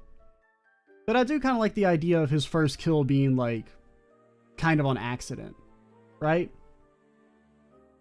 That he just is in the moment so overcome with rage and disgust of this individual that he kills their shadow, not really expecting anything to happen of it. You know, maybe at best it would purge the individual of their bad thoughts, but not kill them. And so then from there, now that he's killed someone, he kind of resolves to use his power to solve crimes and obtain real evidence to back up what he already knew by, you know, interrogating shadows and investigating palaces to try and find leads on real-world information that he can turn over to the police. And then in some situations, you know, maybe you encounter individuals who, like, after police messed up the investigations, or in some cases, maybe they would be so vile in Akechi's mind that he feels like they don't even deserve the chance at prison. So, like, over time, you would see that he becomes more and more willing to just kind of kill people as soon as he thinks they're beyond redemption. Like, he's no longer trusting of the legal processes. And it's like, he would know these people are guilty. It's not like there's a sense in that regard. If he's just, like, murdering people randomly, he knows in their heart of hearts these people are guilty, but he just doesn't even want to think about the idea of them, like, rehabilitating themselves, right? And so essentially I would want the dungeon to paint the full picture of Akechi's moral degradation and, like, decline, to the point where he feels like, you know, the only true justice is that which he decides, like an individual level, that there is no such thing as societal justice, or, you know, people can't be rehabilitated, and that what justice there is just there for punishment. And so, you know, as he continues to do cases and occasionally kill only bad guys, you know, he becomes more and more obsessive over Shido, and he kind of also, like, he knows about Haru and resents her for kind of getting to live the life that he feels like he should have had to live, not really recognizing that Haru was essentially just facing her own level of, like, a different kind of abuse, living under Shido as, like, an object. So eventually, you know, they reach Akechi, and there's a long dialogue sequence where the gang tries to convince Akechi to stand down. And ultimately, you know, it doesn't work, and they fight. And Akechi basically gives an ultimatum that, you know, let's fight, let's put our ideals of justice on the line, you know, rehabilitation versus retribution. And if they can beat him, you know, maybe that means their ideals are stronger, as he gets, you know, empowered by mementos and, you know, people's desire to see punishment. Because, I mean, that's like a societal thing, right? To a degree, prison exists because we like to see bad guys punished. And I think the idea that Akechi feeds off that is interesting, where at the same time Joker would feed off that desire we also have of prison as a tool for rehabilitation. And where, you know, we do like to believe in second chances in some situations. Now, of course, there are also times you're like, you think you hear about a crime so vile and it's hard to even think about wanting to see them rehabilitated. Even if also like on a policy level, you know, it shows that prisons that are more focused on rehabilitation tend to be much more effective at reducing crime. But at the same time, there are some people who, if they didn't wake up tomorrow, you wouldn't feel bad. You know, Norway, for instance, has like a really good prison system that's great at, you know, reducing recidivism. But at the same time, I don't think any Norwegians would care if like Anders Breivik didn't wake up tomorrow, you know? So yeah, that's kind of like would be the idea behind this showdown between Joker and Akechi, where they represent these two different main conceptions of justice. Boss fight happens with kind of 3 distinct stages. First stage would just be Akechi using Loki, who's his new persona. Basically, Robin Hood would have been his original just one persona that evolves into Loki after he starts to mentally decline after killing Shido. Gang manages to win, but Akechi keeps drawing on the negative emotions within mementos. Persona evolves into something else that's like fucking cool and big. I don't know. Goes into the second stage. Akechi just keeps getting stronger and stronger. Then Joker starts to do his own People of Earth, give me your energy. His persona evolves into like a super cool thingamawhat, you know. Then they start to fight in a third phase where they're both, you know, supercharged and have godlike powers, and it's your cool anime moment like shooting God in the face normally. Eventually Joker wins and Akechi admits defeat, but his final ask is not to change his heart, because at the end of the day he wants to take responsibility on his own terms, and he feels like his action, like true rehabilitation, has to come from within the person. It can't be forced upon you. So he would only be truly rehabilitated if he was given the chance to turn himself in. If you change his heart, is it really rehabilitation? Because he didn't do it of his own free will. So he asks to be let go. And the party is like, fuck that, this is a trap. We're just going to let this guy get away and return even stronger. But Joker, you know, because he has that connection, he accepts. And then the next day, Akechi's on the news as being revealed as the killer of Shido. And basically the idea is that Joker's idea of justice and a belief in rehabilitation would ultimately be proved correct by Akechi himself. Then, I mean, you could still have the God of Control stuff if you really wanted to. I feel like it'd be unnecessary in this situation, because I would like to think the Joker-Akechi showdown would be sufficiently cool enough to suffice. Like, you don't need to have Joker kill a god anymore, which is really the only reason I feel like the God of Control section exists. And how they got their powers could just be a background mystery like Igor in the Velvet Room, as mentioned earlier. I do think if you were to have the God of Control stuff still happen in this version of the game, it would basically be that, like, he needed Joker and Akechi to fight to stir up the emotions so he could come in or something. I don't know. Like, it would basically be, like, flesh out the reasons for why Joker and Akechi needed to fight more, I guess. But overall, the idea of this, now there's going to be some, like, plot holes and things that could be refined. It's a very loose storyboard of, like, a version of the game that I think would have been more compelling, you know, focusing on Akechi, turning him into a more nuanced villain like Mariki, and building the game around him so that he becomes more of a developed anti-hero than just a one-dimensional monster that's occasionally funny, which is what he is in the main game. And I think the game would more fully focus on this theme of justice that is something that comes up a lot throughout the game, but is never materially like delved into, because there's a phrase that comes up all the time in the game, which is like, you know, an idea of justice, or our own personal idea of justice.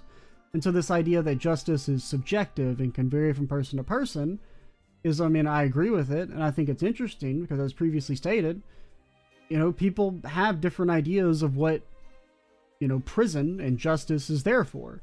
Is it there for punishment? Do we have this system to solely punish wrongdoers? Or is it there to provide an opportunity for rehabilitation? Or is it somewhere in the middle? And so I think kind of building the game around that theme is more interesting than what the game had, which is, I mean, there is a theme. I would say the central theme of the game, I mean, it's like control, right? And like whether or not, I don't know, I'm trying to think how to phrase this.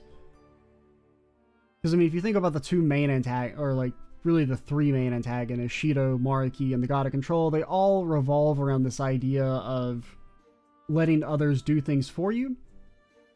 And so I would say the theme of the game is more about like personal individual responsibility and not letting other people control you, even if it does result in more happy. Like, I don't know. I just feel like the idea of justice is like a more like easily developed theme and like fleshed out. Like, I don't know, I didn't really think about like in depth on what I would say the theme of the game is, or like how to explain it. But it's definitely something to do with this idea of like control and rebellion, right? It's a very like prominent like aesthetic throughout the game, like in terms of like, you know, the words used and stuff. I mean, the phrase yoke of rebellion is used about 100 times. So yeah, at the end of the day, the resolution of all this would be that Akechi would still be a villain and a kind of tragic character, but I think with tweaks, he would be less straight up evil, since he still kills, but only those who you could argue reasonably deserve it. Right? He would only kill like murderers and like just horrible abusers, like maybe Kamoshida, who you could maybe argue, I mean, you could maybe argue, they don't deserve death, but would you really care if they died that much? Probably not. It's kind of the way I would reason it. At the very least, it'd be more in-depth than what the main game is, where he just kills people randomly and then is like self-righteous about it. I don't really know what time we're at, because I have been kind of splitting this video into a bunch of different like 20 to 30 minute sections. I've been recording it essentially all in one shot, but just with like small breaks in the recording to like get water and stuff. But I think we're like close to 3 hours.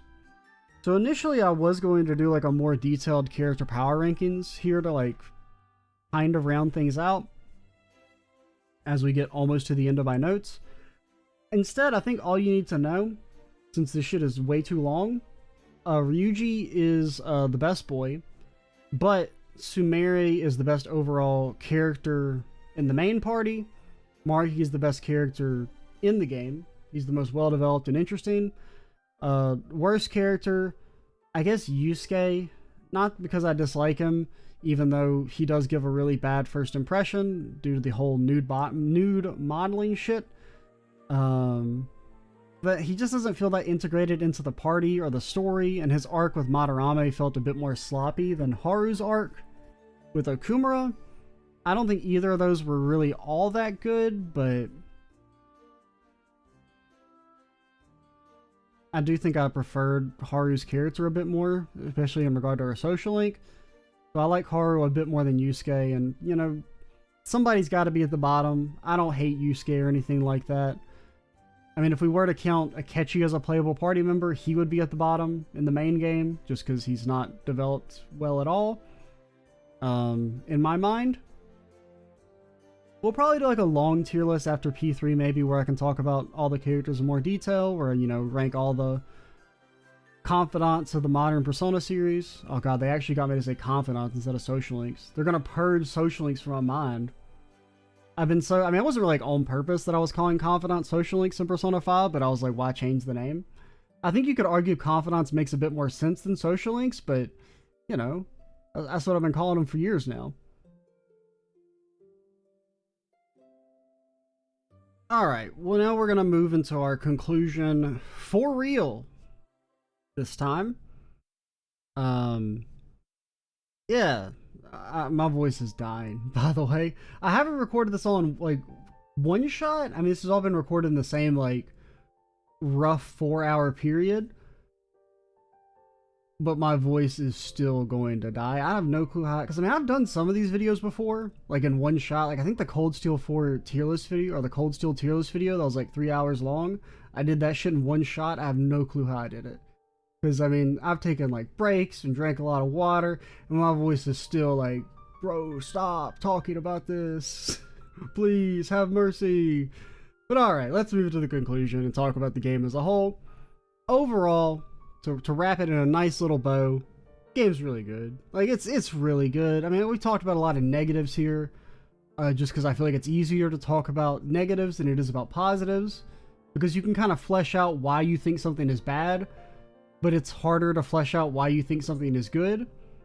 At least for me personally, like, I have a harder time doing that. Like, I can do it some, like, if I can say, like, this is good because of this in relation to, like, something else. Like, you know, I can talk about why Mariki is so good in relation to the rest of the game, because he does this thing really well, the rest of the game doesn't do well.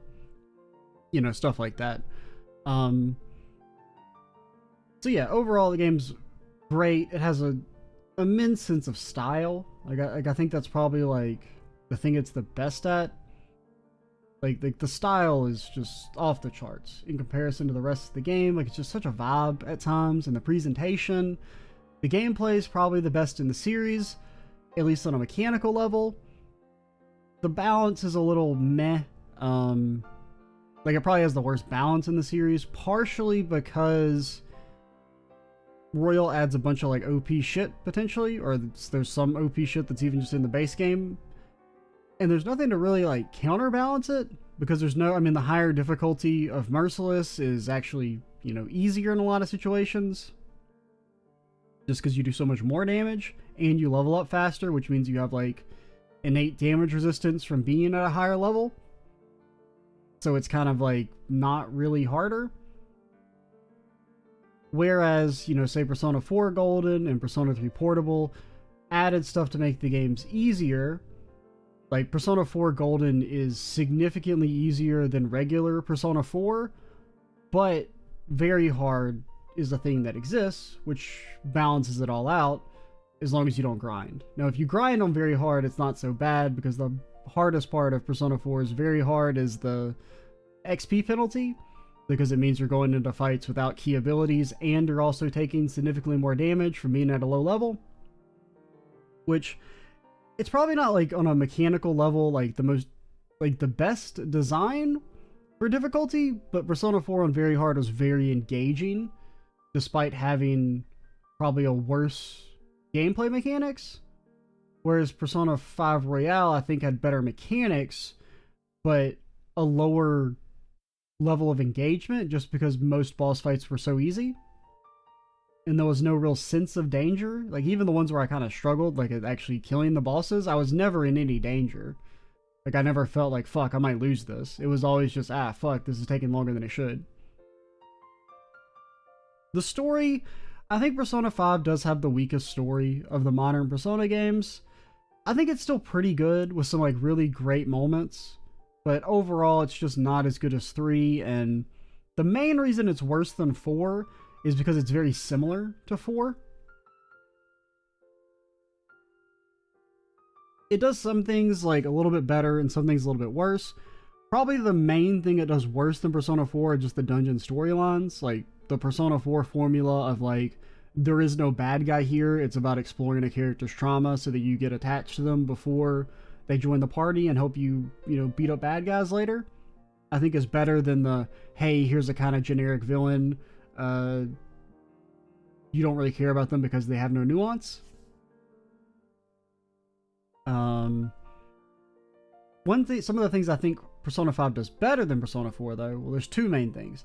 A, the God of Control stuff, while I have issues with it, is better done than the Izanami / fog monster stuff of Persona 4, where while the God of Control stuff does feel very kind of out of left field, the fog monster and Izanami feel even more out of left field and out of place in that game.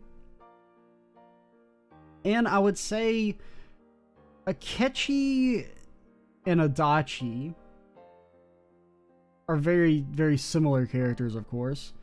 There are some things I like about Adachi more than Akechi. Like, one of the things I do like about Adachi more than Akechi is that, because they both kind of fulfill that role of being like, hey, we were the like secret bad guys the whole time, is that Adachi's kind of weird, and this may be the same for Akechi, where I don't know how obvious it was that Akechi was evil in like base Persona 5, because in Royal, I mean, the game straight up tells you he's evil, right? If you finish a social link, where he's like, hey, I'm a bad guy, I want to kill you. Whereas Adachi is kind of also weird, where in Golden it's extremely obvious, but in regular Persona 4 it's less obvious. The main reason it's obvious in Golden is that he has a social link, which makes you, instead of him being this background character that you see a couple times throughout the game, and you don't really put that much thought into, you're like, he has a social link, and it's like a special one. That's weird. I guess this guy's like important or something. And so then it's easier to think of him as a suspect. And the same thing kind of happens in Akechi's here, where, I mean, especially with me being told, hey, Akechi's social link is really important, you need to do it, which is good at the same time, because it's kind of like a mixed bag of like, you could say nothing and then just hope they do it and get to unlock the content. But at the same time, if you don't kind of give a very mild spoiler and be like, hey, you need to do this, then there's a chance that you don't do something and you miss out on content, and then you would kind of feel bad either way. So that's not to say like, you know, I wish people hadn't told me. I'm glad people told me what social links to do, for the record. But there is an element of like, it made it more obvious that Akechi's a bad guy. Now, I don't think the game does a particularly good job of hiding it in the first place, especially as mentioned during the splash screen when you launch the game. There's Akechi doing his evil guy pose. Characters, I think, are a bit weaker, or are noticeably weaker than Persona 4. Better than Persona 3, at least in regard to the male route, and it's about equal to female route Persona 3 in terms of character development. Now, for the record, you know, I'm of the opinion that the female route of Persona 3 is much better in regard to character development of everyone, whereas I think in the male route, characters are not developed well at all. So I would say Persona 5 is definitely better than base Persona 3 in that regard, but none of the characters are just on the level of Persona 4, like playable party members, that is. Now, I do think the social stuff in this game is really well done, and this has the best social stuff of the series. Like, you know, I've mentioned it before, but like the overall level of social links is higher than in any of the previous games. And even just like the side social stuff, like raising stats, like there's just a lot of different things to do, which is cool. Like, it really, prior to Royal, you don't really have any days, so you're like, I don't really know what to do. Whereas that happens a lot in Persona 3 and a decent amount in Persona 4. Well, it's not that in Persona 3, I mean, you always have something to do because it's a lot easier to max out stats, but you have a lot of days in Persona 3 where you just do the same thing over and over again because there's not as many like activities.